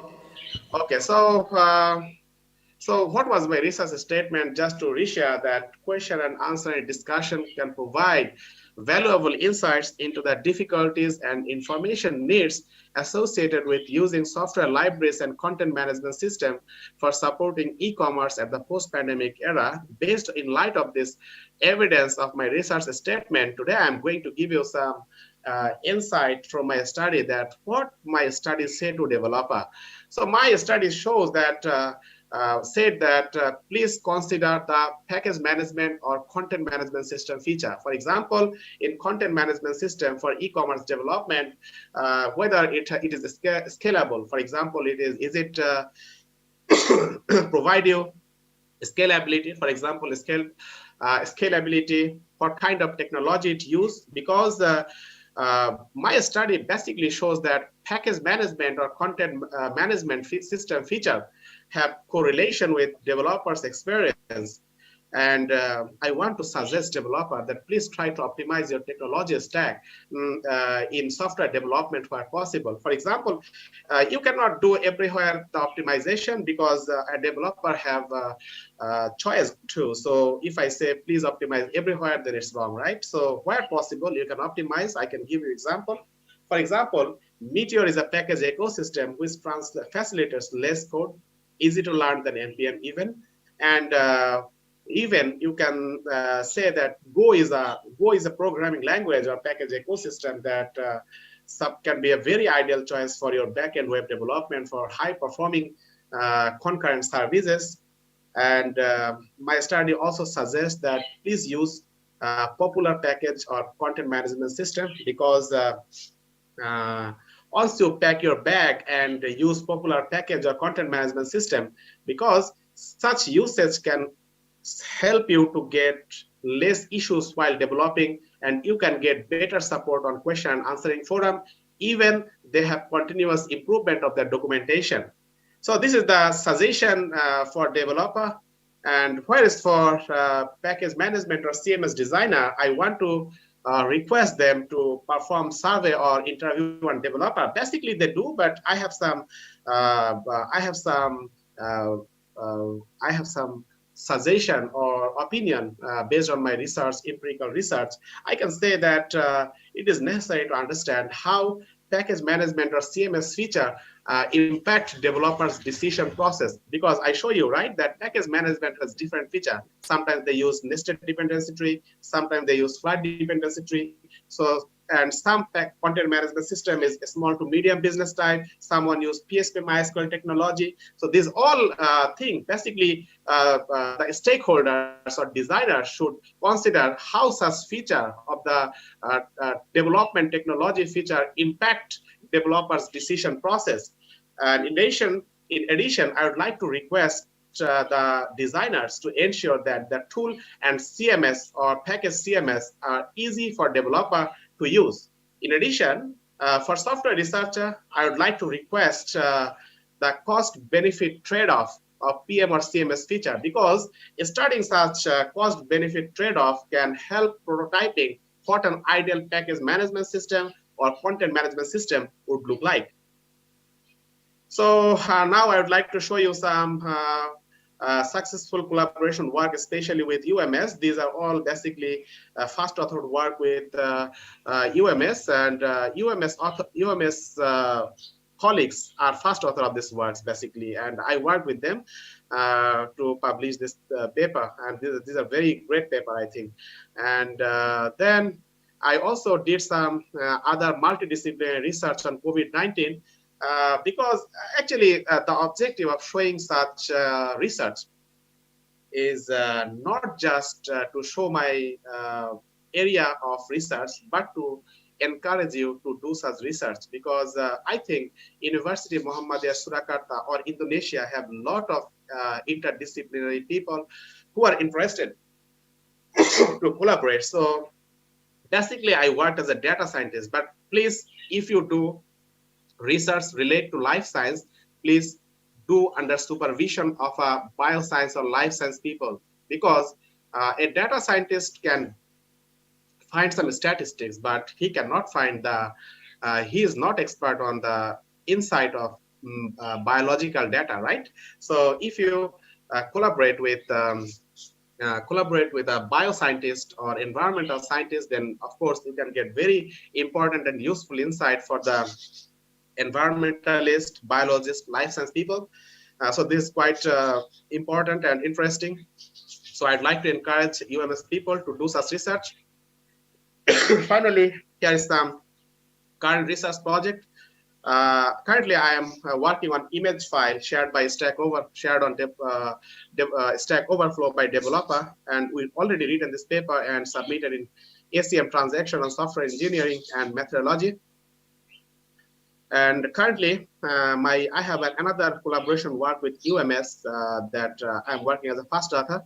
Basically, we are trying to investigate the open source e-commerce platform discussion variation based on e-commerce. And finally, here's some other work. Basically, I am doing this work with UMS too. What basically developers discuss on Twitter relate to software development, because in my previous study, all are question and answering side, but we didn't yet consider the emotion of the developer. So studying the emotion can give another insight of the study. Here are some recent activity. I think some of the students of Indonesia, UMS know me too. I worked as adjunct lecturer of UMS Indonesia, and I had very good experience with them. They're really very smart people. And I think Indonesia is heading like a tiger. So this is another activity. I'm also working as a session chair of AppSec program committee member of MSR. And I also work as a track chair of Meet Conference Bangladesh. And finally, I would like to show you some overview of my Nuwakili Science and Technology University. You can see this is summary of my university. We have 28 departments. I think my university is smaller compared to UMS. Still we are trying to go ahead. And we have 2 institutes, 6 faculty. We have more than 6,000 students, 400 teachers, more than 400 teachers. We have a lot of staffs and officers. These are the summary. Actually, our campus area is 101 acres, quite big. And we have, this is the academic infrastructure for Nuwakili Science and Technology University. So here is some beautiful natural scenario, infrastructure scenario of Nuwakili Science and Technology University. So this is our academic building. This is Central Mosque. This is our Central Market Monument. This is our student residence hall, and this is our bus terminal for students to move to Siti. And this is our night view of Nuwakili Science and Technology University. So all of you are very welcome to Nuwakili Science and Technology University and visit. Please, I would like to request all of you to visit Nuwakili Science and Technology University and enjoy. And we are very open to do collaboration in research. I am very open with do some collaboration with UMS, the academic leaders of Indonesia, the energetic people of Indonesia, the students of Indonesia, everyone. I am very interested. And finally, I would like to wish that the 8th International Summit on Science, Technology, and Humanity will act as platform for new researcher, develop the academic leaders of Indonesia to share their knowledge, ideas, and views. And I wish grand success of International Summit on Science, Technology, and Humanity. And finally, if you want to reach me, and if you have any question, please scan me, and you can, because we have limited time, and maybe many people want to ask question and they feel shy. So you can email me, and you can find everything detailed if you scan this code, QR code. So this is the summary, and thank you very much. Thank you again for your valuable time. And thanks again for inviting me in this great event. I wish again grand success of International Summit on Science, Engineering, Science, Technology, and Humanity. Thank you very much.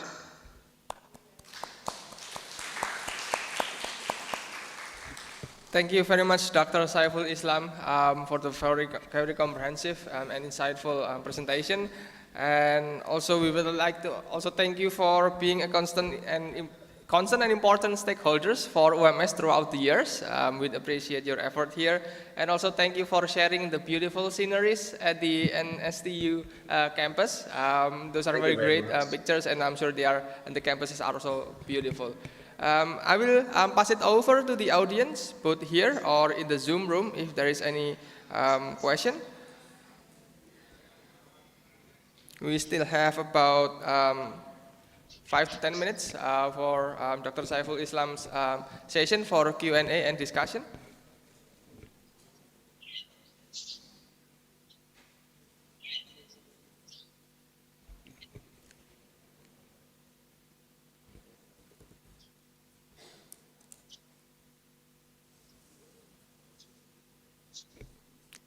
Go ahead, participants, if you have any question, please also feel free to ask the question in Bahasa Indonesia, and I'll be happy to translate your question over Thank to you very Dr. much. Saiful Islam. Yeah, go ahead, we have a lady from that end.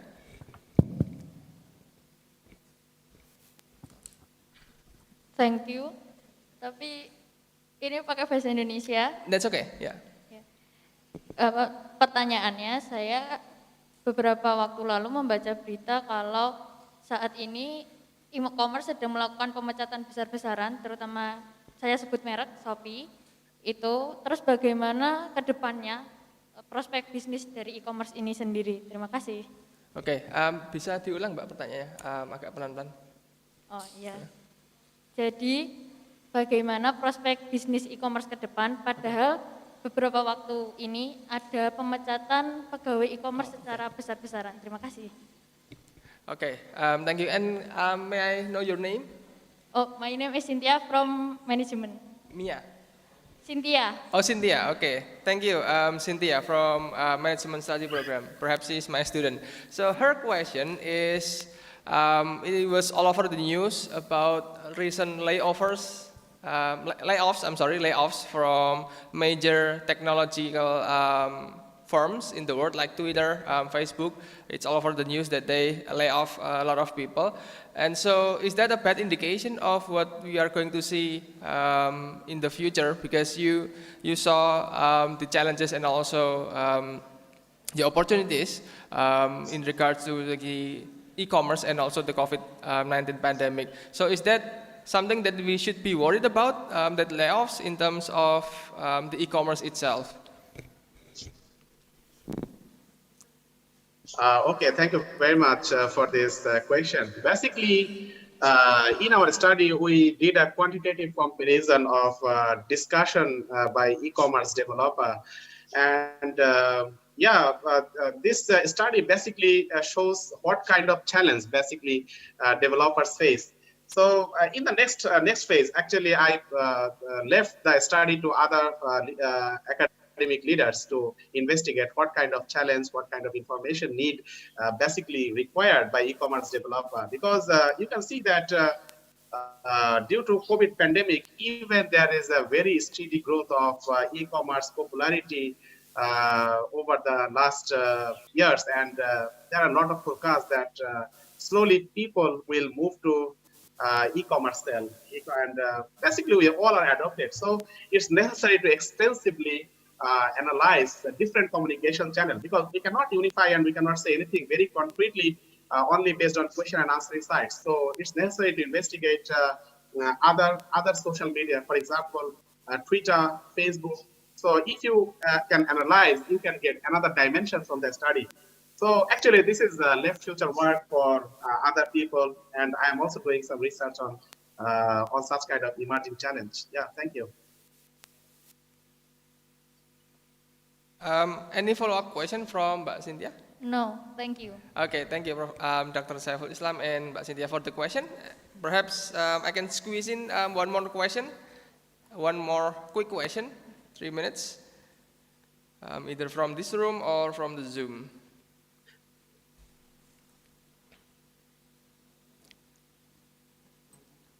Okay, I think there's no other question, and we've reached the end of Dr. Saiful Islam's keynote session. We give a round of applause for Dr. Saiful Islam again. Thank you Thank very you much. very much. Thank you very much, Dr. Saiful Islam, for delivering his keynote speech entitled "Software Development for Supporting E-commerce in the Post-Pandemic Era." So now we have one more keynote session, and I will swiftly move over to that session. Our last keynote speaker is Dr. Tonang Dwi Ardianto. Perhaps we can highlight Dr. Tonang's Zoom from on our screen. Dr. Tonang, good morning, Dr. Tonang. Hey, good morning. I'm sorry for your name. Sorry, Mr. Moderator. Huda, yes. Oh, Huda, iya, mohon maaf. Yeah, that's okay. Good morning, Dr. Tonang. So I'm sure that you are also eager to share your take on your speech entitled "Optimal Medical Governance at the Post-Pandemic Era for Better Health Protection." Dr. Tonang is a very famous figure in Indonesia. We all know him. But still, I need to read his short biography.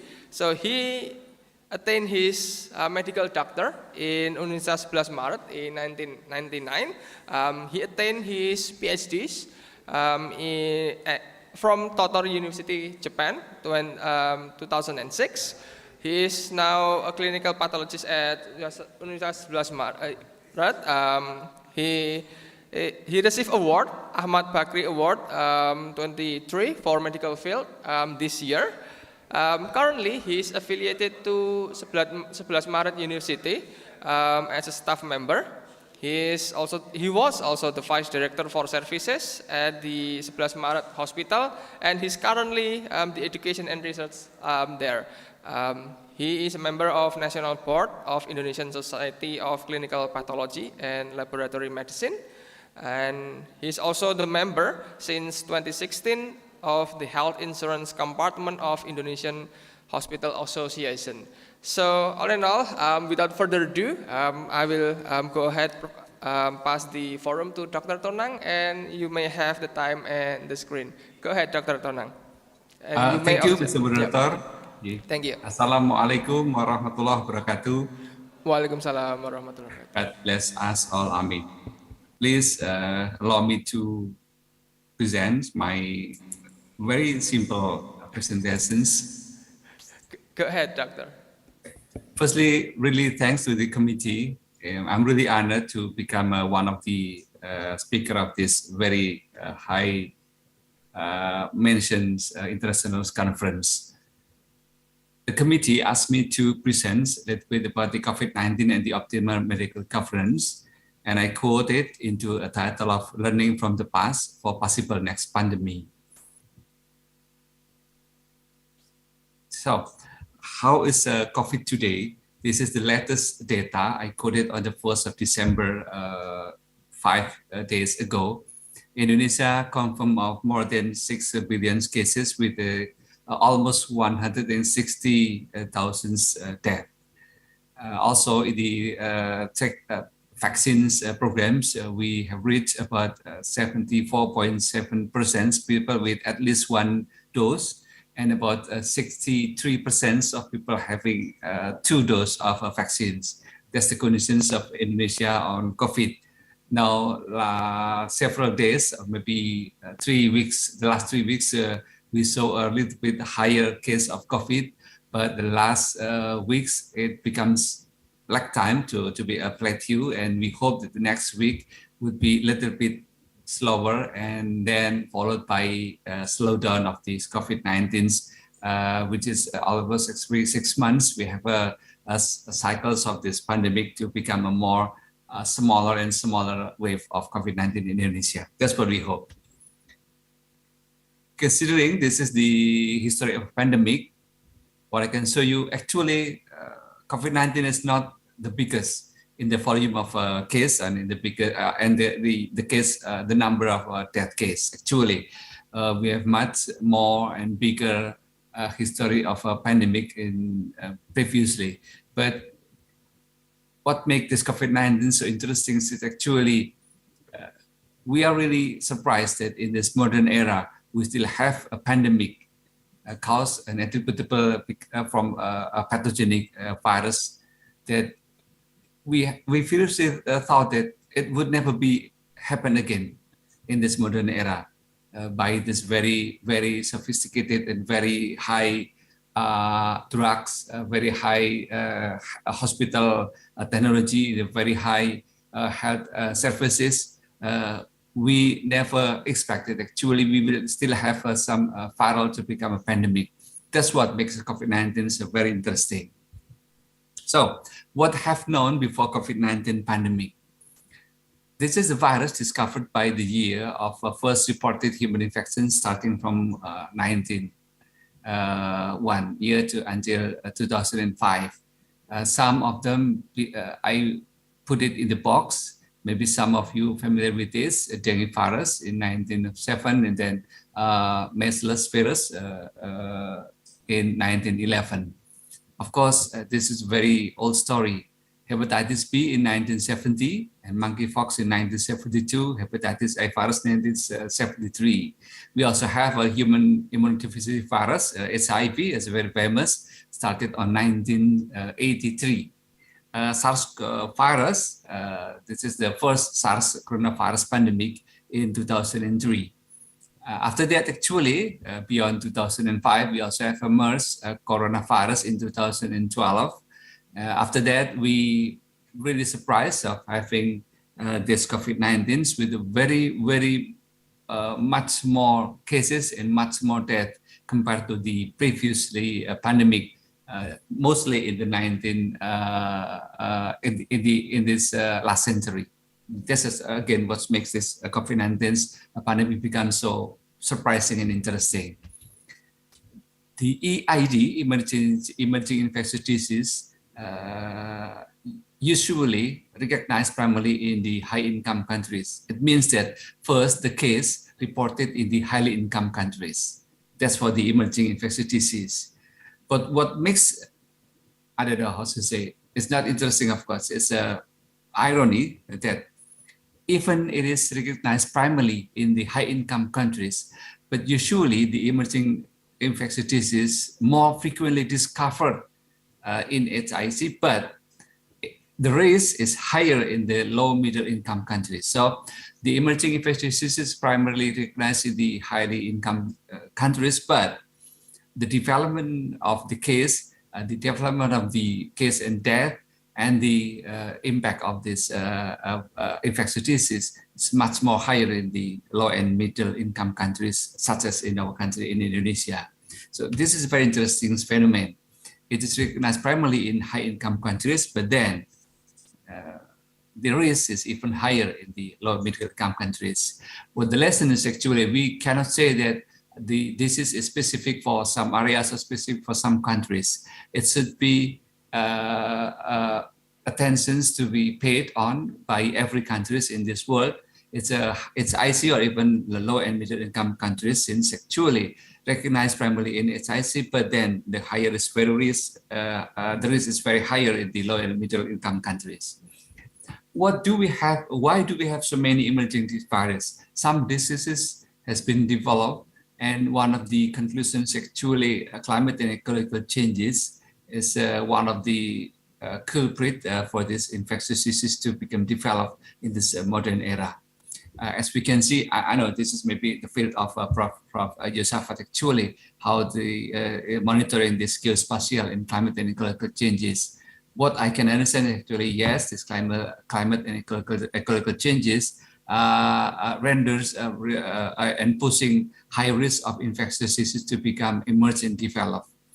The right picture, I'm sorry, maybe it's still a little bit provocating, but I just want to show how this climate and ecological changes is also followed by the change the human behavior, symbolizing by how I'm sorry, I'm really sorry, but how women change the behavior of clothing. From the medical view and the risk of the infectious disease, this changes means that we are pushing high risk for men and women to become infected by infectious disease because of this behavior changes in clothing and in dressing style.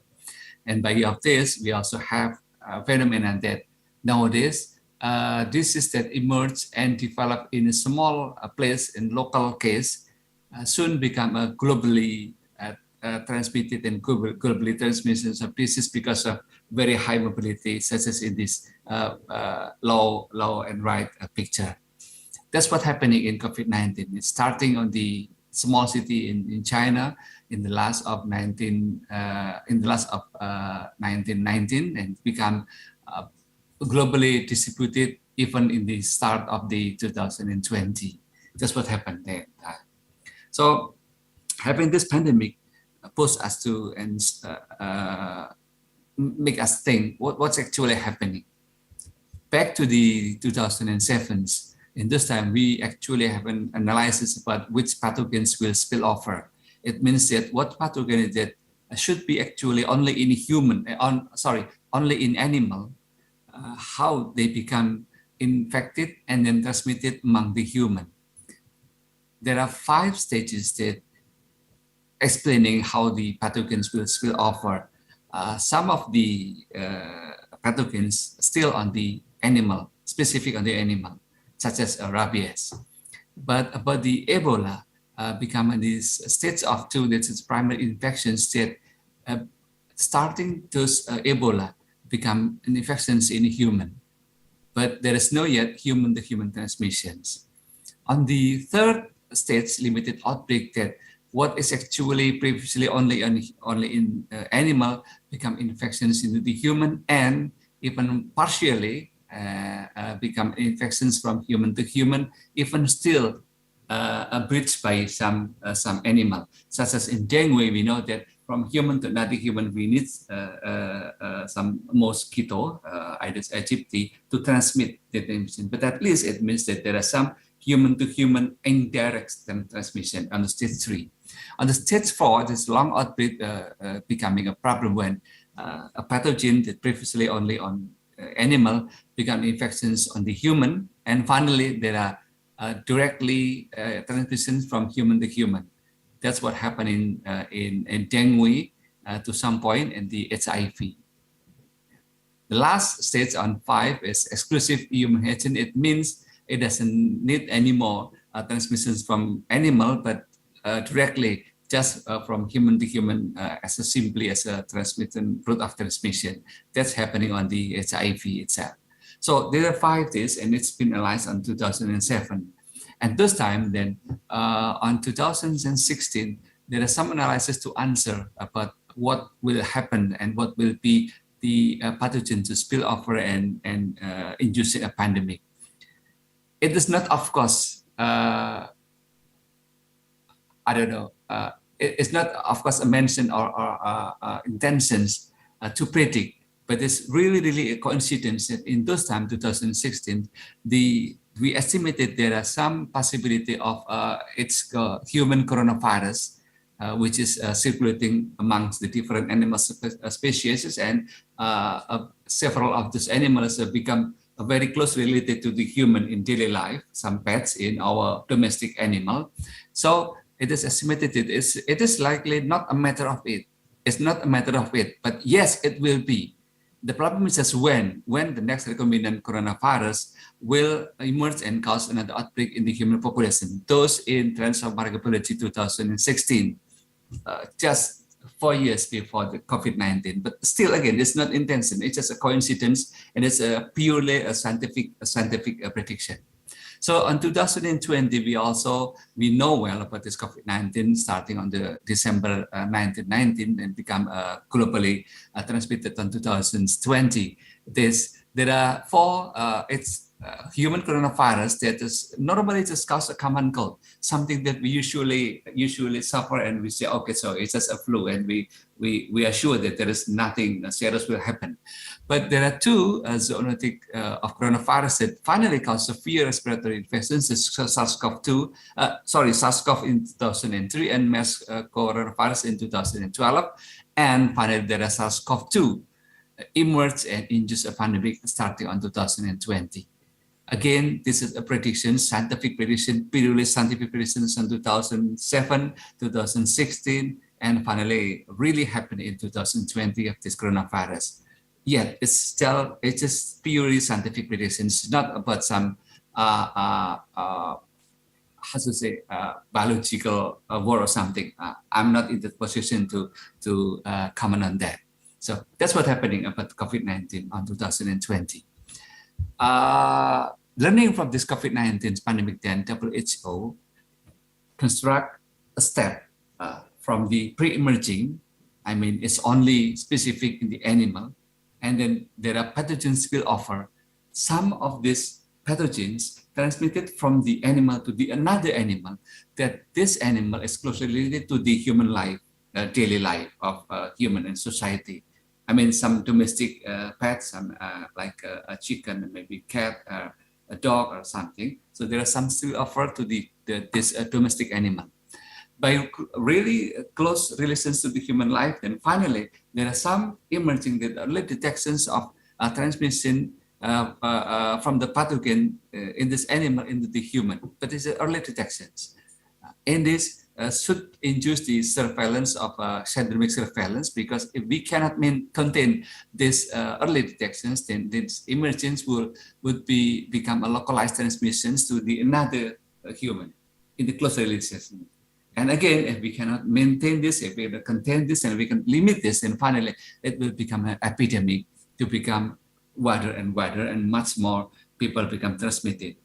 And having this very global mobilization nowadays, then it just takes time, maybe it's a very short time to become a pandemic, because the virus would be transmitted all among the world.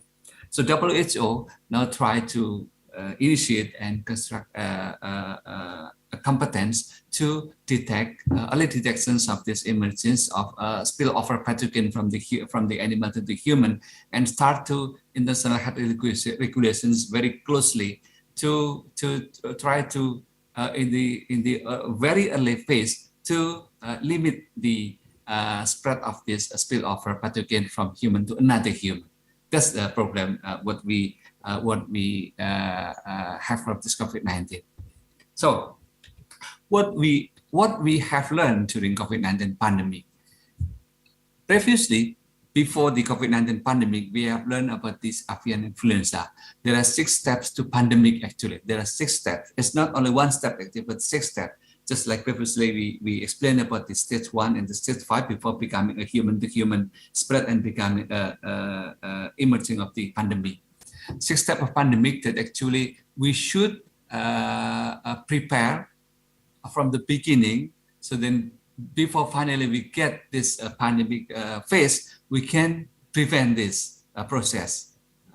At least we can slow it down. We can delay the progress, so then we can be much more prepared to face the real pandemic. That's what we are doing, and that's what we were implementing during this COVID-19 pandemic. There are 6 steps into this pandemic. What we can learn from the previous pandemic in avian influenza, if we can prevent, or at least we can delay the progress of this pandemic reaching the final step of pandemic, at least we can reduce the morbidity and mortality and social disruption because of this pandemic. What we have to do is actually just to contain and delay spread of the source. And so the more previous step is reduce risk to human infection from the spillover pathogen from the domestic animal, and strengthen early warning system. That's the previous learn from this avian influenza that we should actually implement on this COVID-19. Nowadays, after having 2.5 years of COVID-19 pandemic, some people will start to ask about when will the COVID-19 pandemic end. What we hope is actually this is the epidemic starting on the end of the 1990 and the beginning of the 2020, the epidemic, local transmission of COVID-19. After that, just in a very short time, become a pandemic. After 2.5 years, we do hope that actually we will come to the endemic phase, that we still have the case in many places, but a very low case, a very low number of cases. That's what we hope with the endemic.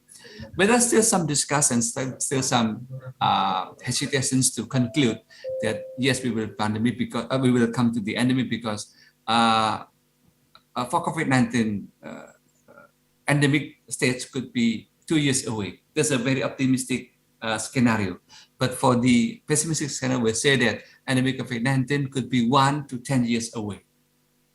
It is not about that we are not sure about what happened, but we try to maintain our preparedness to not to become loosey and not to become careless just by having not robust conclusions that the endemic will come soon. We say that yes, maybe it's 1 or maybe 10 years later we will just have an endemic phase. And also we also have to educate the people that actually COVID will always be an epidemic virus, not an endemic one, because COVID-19, even it's become an endemic, it doesn't mean harmless. We will still be posed by the harm and the danger of this COVID-19 because we are not sure and we cannot predict nowadays when the virus will completely eradicate. It's not an answer now. It's just a prediction that we will have an endemic. And after that, we will try to elucidate that is there a possibility to eradicate this virus? But it's later, it's not today. It's not today. What today's problem is about how to be sure that even we still have a case of COVID-19 in our neighborhood, in our country, in our area, but we are sure that our health services system will be able to conduct a facility and make sure that every persons with case of COVID-19 would be facilitated in the very good standard of health procedures. Then finally, we are sure we can keep this case low and even much lower of the death case. That's what we hope with this endemic phase nowadays. Please do not ask yet about when we will make this COVID-19 disappear or eradicate. It's not time to ask this question. It's a very long time to answer these questions.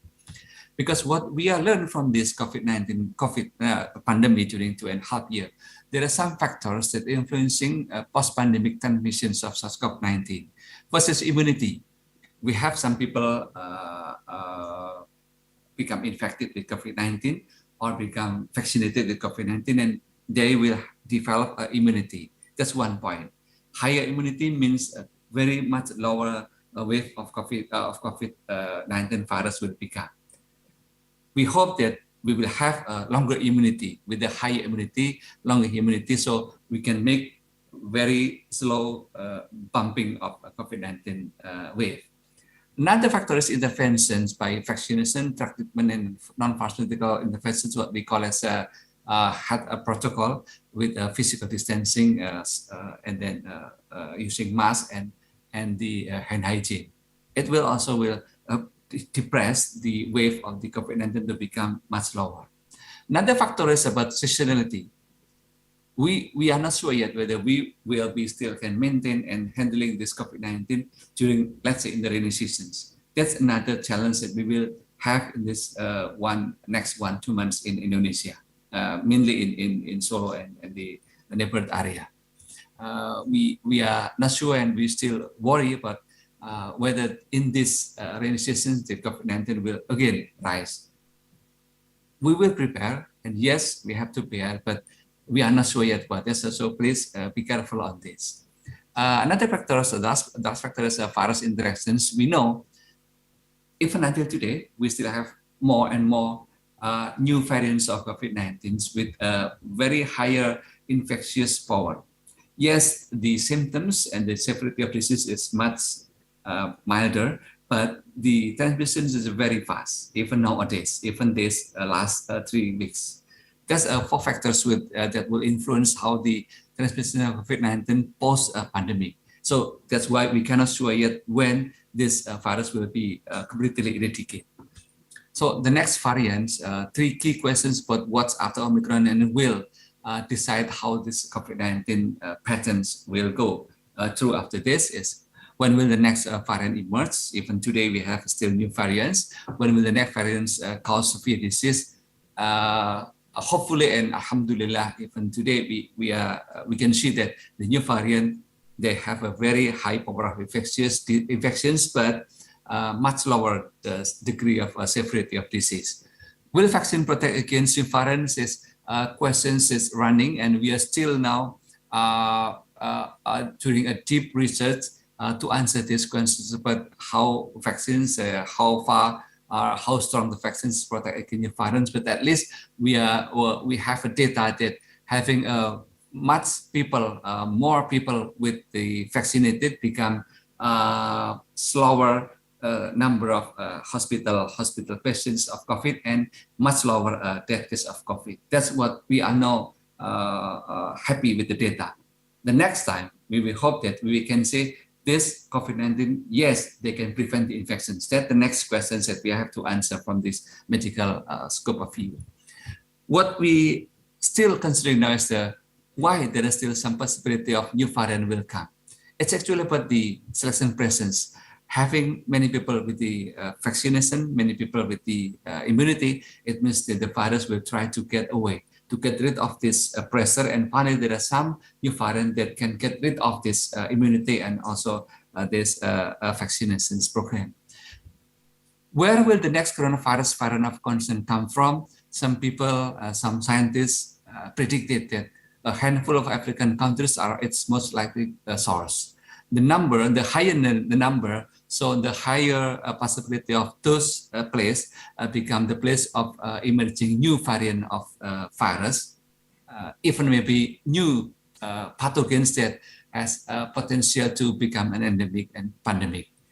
It doesn't mean that we will say a negative point about this country, but it means that we have to be aware of and we have to be careful and to prepare any step, any actions to maintain this possibility become lower and controllable. That's what we hope.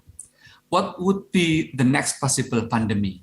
There are some technology advances provide new options for pandemic preparedness, even actually 1 or 2 years after COVID-19 and become much more developed during this COVID-19 pandemic, that we will collaborate and we will synchronize. There are two sides. First, about the antigen discovery, how to discover the new pathogen that might be a source of a pandemic, and also we will develop a new technique for diagnostic of this new pathogen. But actually, there is this two sides has to become collaborative, and we need a source of science from the outside of medical. Actually, that's what I want to say in the slide, that we need some geospatial monitoring, we need some geographical scientists, because finally we in the medical has a limited competence and a limited power of knowledge of solutions for this kind of remote area or something. We have this boundaries of our knowledge for that. So we really hope that there will be One Health cooperations. One Health is actually, even until today, is including the health professional, not just medical, but also a veterinary and another health professional. But I think One Health is also inviting another expert from another field of health become a one power to make us prepare for the next possible pandemic, such as the slide that yes, development of comprehensive risk assessment of framework and global risk monitoring system, something that of course we have limitations for this. Strengthening cross-sectoral solution and of course cross field of knowledge solution. Strengthening country-specific capacities, such as Prof. Yosapat just told us the first session. Enhance preparedness in hotspot. And in those hotspots, we have to find those hotspots by collaborating with the medical field, medical expert, medical scientists, and the outside the medical scientists in finding the hotspot of the possible next pandemic. And after that, we have to develop also detections, alert and response. I think something that our friends from the IT, the Internet of Things, would be very much capable of developing this to help us in the medical to develop early detections, alert and response system. So what we should prepare for the next possible pandemic. There are 4 drivers for post-COVID-19 that would drive us in the development for the next governance of the medical services. That is public health risk management, technology, economic risk management, and government.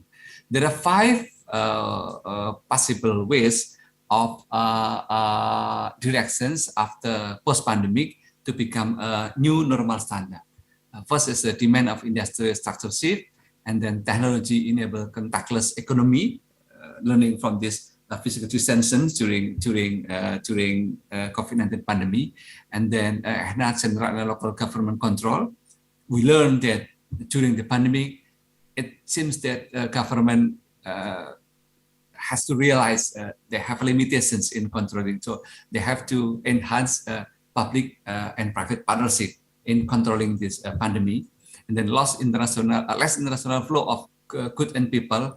We know global mobilizations means a faster and shorter time needed to spread the pathogen in the whole world and become a pandemic. So we try to less international flow of goods and people.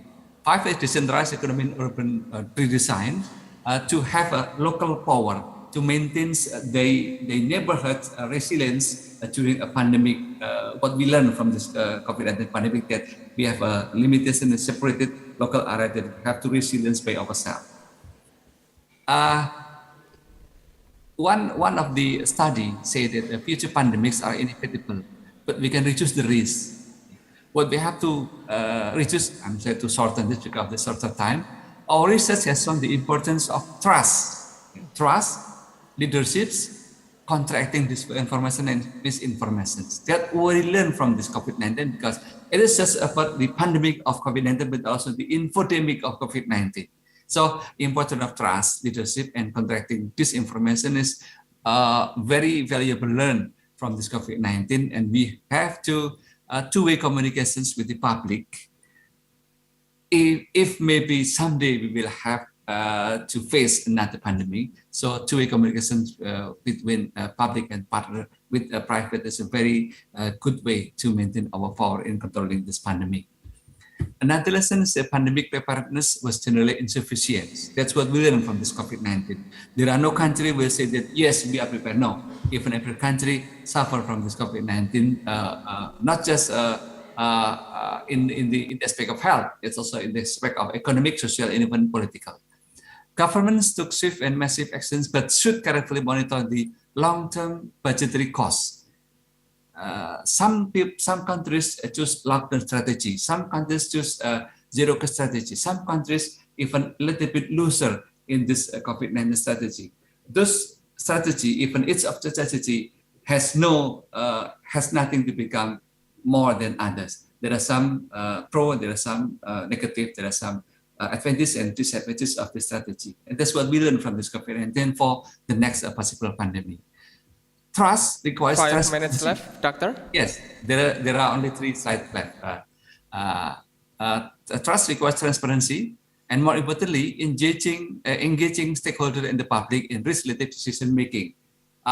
In Indonesia, we really realize this aspect. I will not explain more. I think we know what I mean in this hidden words. Okay, so the next pandemic, when it could be. Some reports say that a new pandemic could begin anywhere where there is a close interaction of people and either domesticated or wild animals.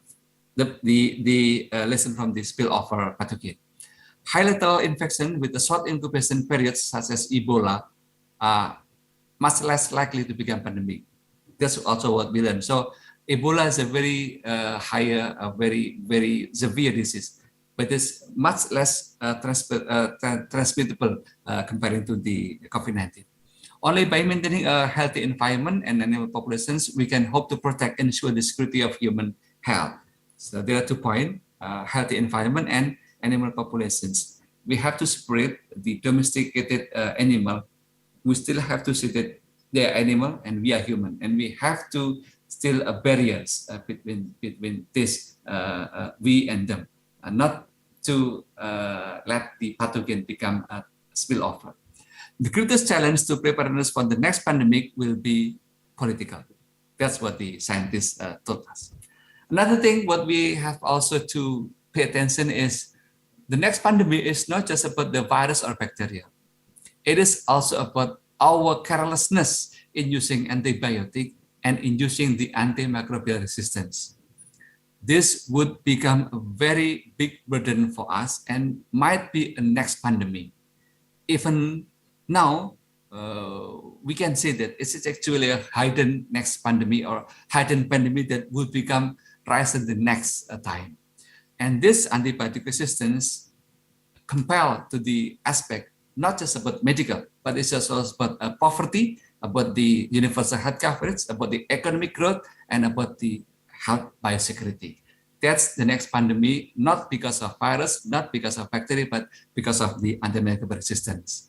Last but not least, who neglects learning in his youth, loses the past, and is dead for the future. That's the small conclusions of this presentation. Thank you, Mr. Moderator. I hope it would be valuable for us for the next discussion. Thank you. Thank you, Dr. Tonang, for the very wonderful and insightful presentation. And I am particularly appalled with that last quote over there. So do not let this past experience fool us. And we hope that we come prepared for whatever comes next for us and for humanities. So we still have about 10 minutes for anyone who wants to raise raise questions, either here in this auditorium or virtually.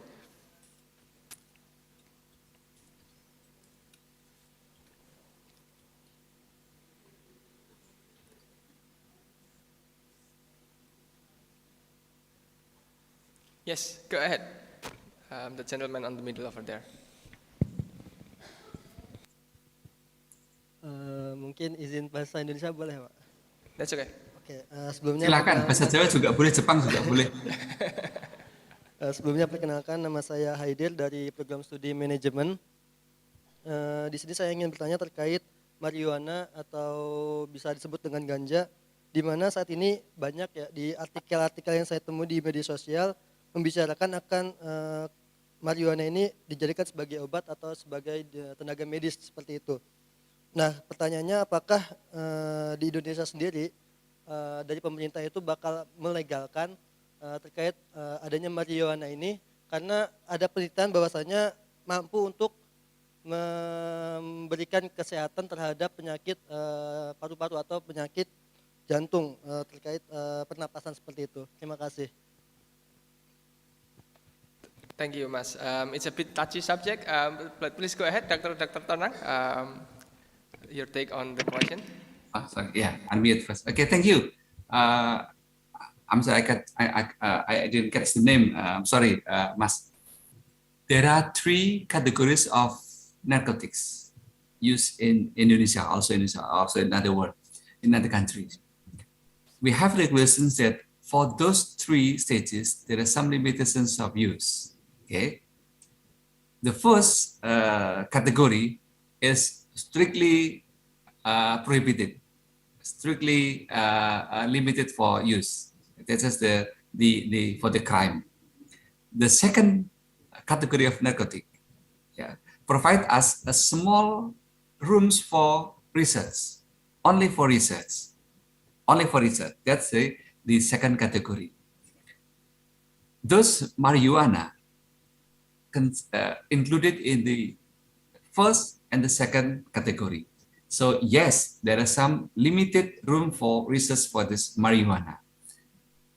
The third is a category that actually we use this narcotic in our daily drug. I will not spell the drug because I'm afraid become I'm sorry, you might be catch it into some in a criminal. So I didn't say I didn't spell the name, but actually yes, there are some daily drug that we use today contain narcotic, but it's the third category. So even marijuana and another first and second category of narcotic, they have some beneficial. Yes, they have some health advantage. Yes, the problem is that there are some addicum in the pharmacies that drug and toxins is actually one thing. The difference is about the doses.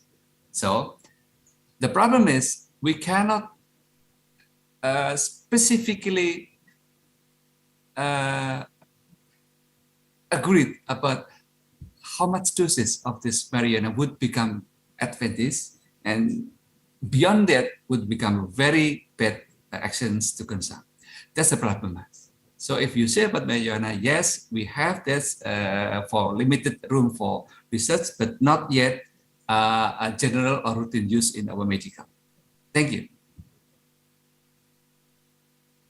Any feedback from the one asking the question? No, thank you. Yep, thank you. We can squeeze in one more question from the audience, either from here or Zoom. Please feel free. Yep, the one at the back.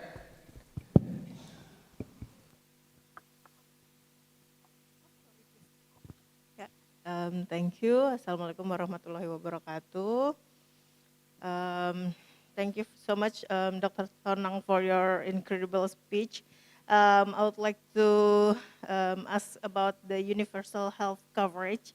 I was waiting about universal health coverage, and you mentioned it at the end of your speech. And I would like to ask, how far the government is ready with the universal health coverage in preparing the the preparedness for the post-pandemic and the next maybe pandemic. And then because universal health coverage is quite long issue that the government is still dealing with, even though we've got many strategies around the universal health coverage. So thank you, Dr. Tonang. Go ahead, doctor. Okay. It's another important issue that might another international conference session, Mr. Berdata. Okay. Universal health coverage, we have to differentiate the source of the funding for universal health coverage for routine health services and for pandemic. Because if we put this pandemic health expenditure as a burden on the universal health coverage, it would never be enough. So in our regulations, we stated clearly that for every health expenditure related to the pandemic would be the burden of the government in a side of universal health coverage. But soon after we decide that this pandemic is end and we enter the endemic phase, it means that yes, the health expenditure related to this endemic states, COVID-19 in this pandemic states, would become the burden of the universal health coverage.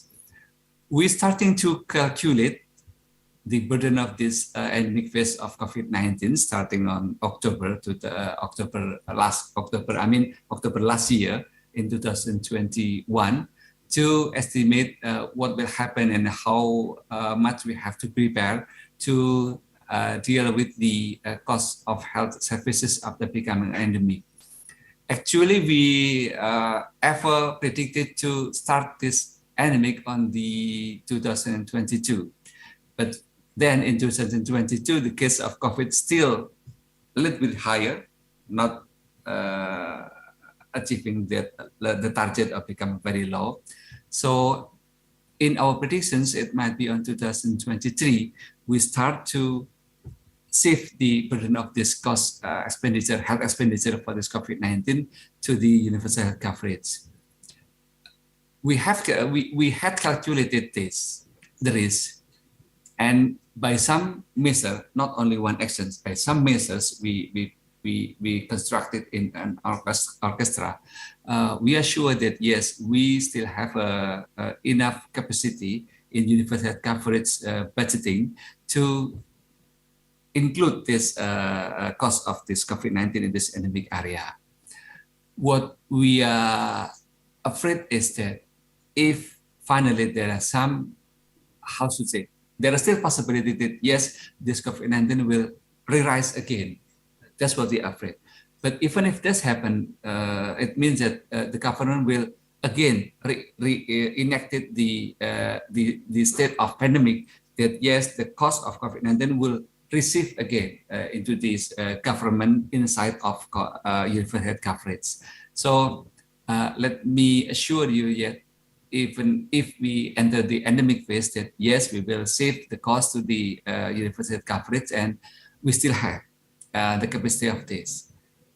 I will not say that universal coverage is very satisfied. No, there are still some remarks on this that we have to improve it. But at least for this COVID-19, it is the endemic, we are ready for that. The main problem, the main point for this universal coverage for this COVID-19 in the endemic is just for the long COVID. We've seen a rise in long COVID services after the last 3 months, that people that previously come to hospital just for, let's say, diabetic or hypertension or the cardiovascular heart disease, now become more frequently come to hospital and with showing the long COVID symptoms. It means that by having a more frequent visit to hospital, that the burden of the cost will be higher. And of course, they will impact to this universal health coverage budgeting. But in my calculations, it's still enough for this. Please do not be so worried about this. Okay, thank you. Thank you. Any follow-up question from the one asking? Okay, thank you. So unfortunately, that reaches the end. We reached the end of our final session. Thank you again, Dr. Tonang. I was particularly interested when you said that the next pandemic could be the antibiotic resistance. Yes. Which sounds quite scary. I'm sorry to say this, but I hope that is wrong.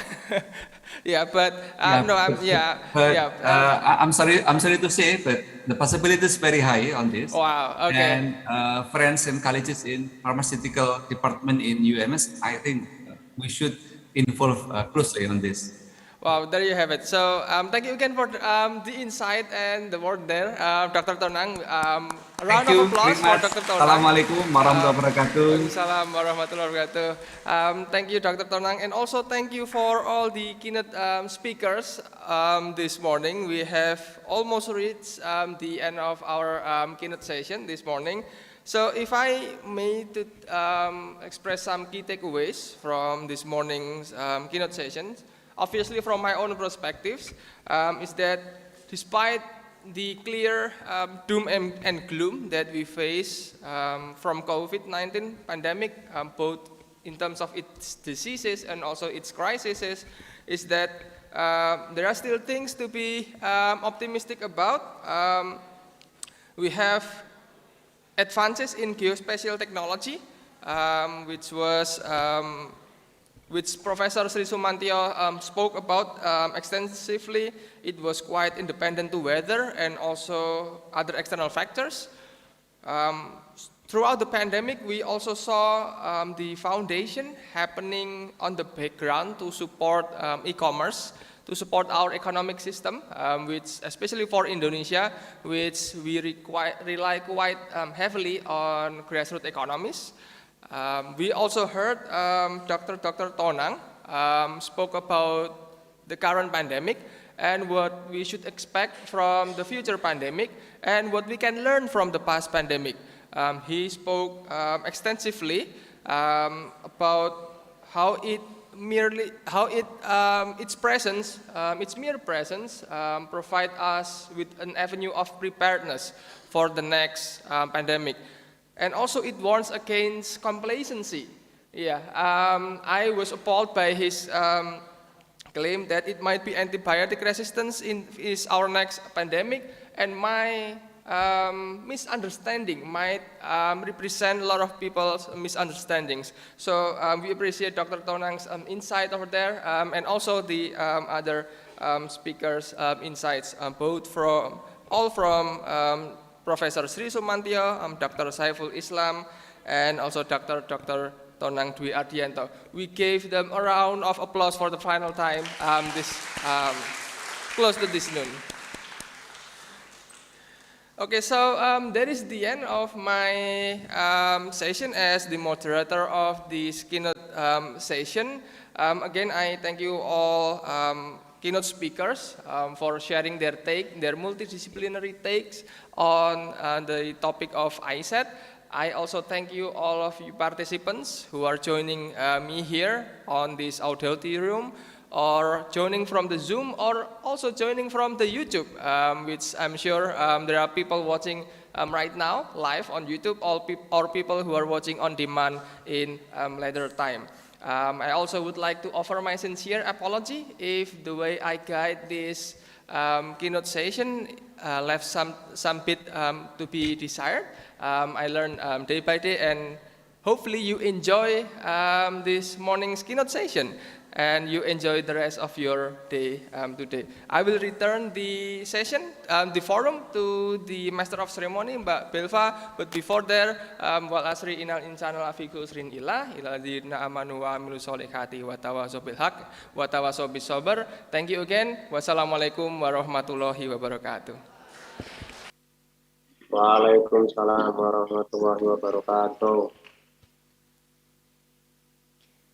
Thank you, Mr. Huda Kurnia Maulana SE MBA and the outstanding speakers for the interesting discussion.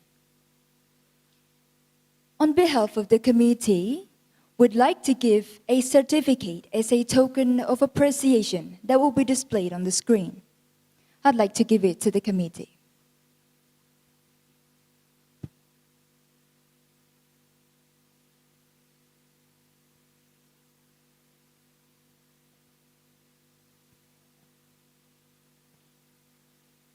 This certificate is dedicated to Professor J.T. Sri Sumantyo.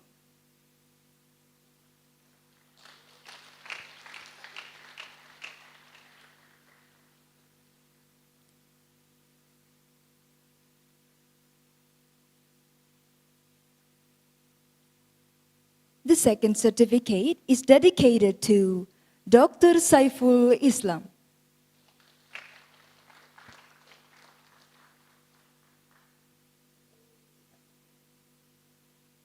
The next certificate is dedicated to Dr. Tonang Dwi Ardianto.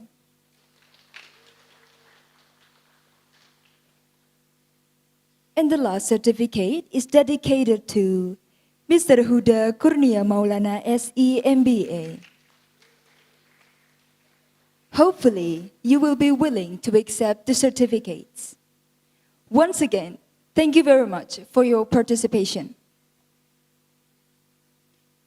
Ladies and gentlemen, we are now at the end of today's agenda. On behalf of the committee, I'd like to wish you all the best with the presentations, and I do apologize if I make you feel inconvenient in any way. Thank you very much for your attendance and cooperation. Let's close today's program by reciting Hamdalah together. Alhamdulillahi Rabbil Alamin. Before you leave the room, I'd like to inform you that the certificates for the participant of today's program will be sent to your email. The session for presenters will be held tomorrow. Please check your email for the schedule of your presentation. And please be advised that each conference will be arranged by different committee. So, if you have any concerns and questions, please contact the respected committee directly. Thank you very much. Wabillahi taufiq wal hidayah.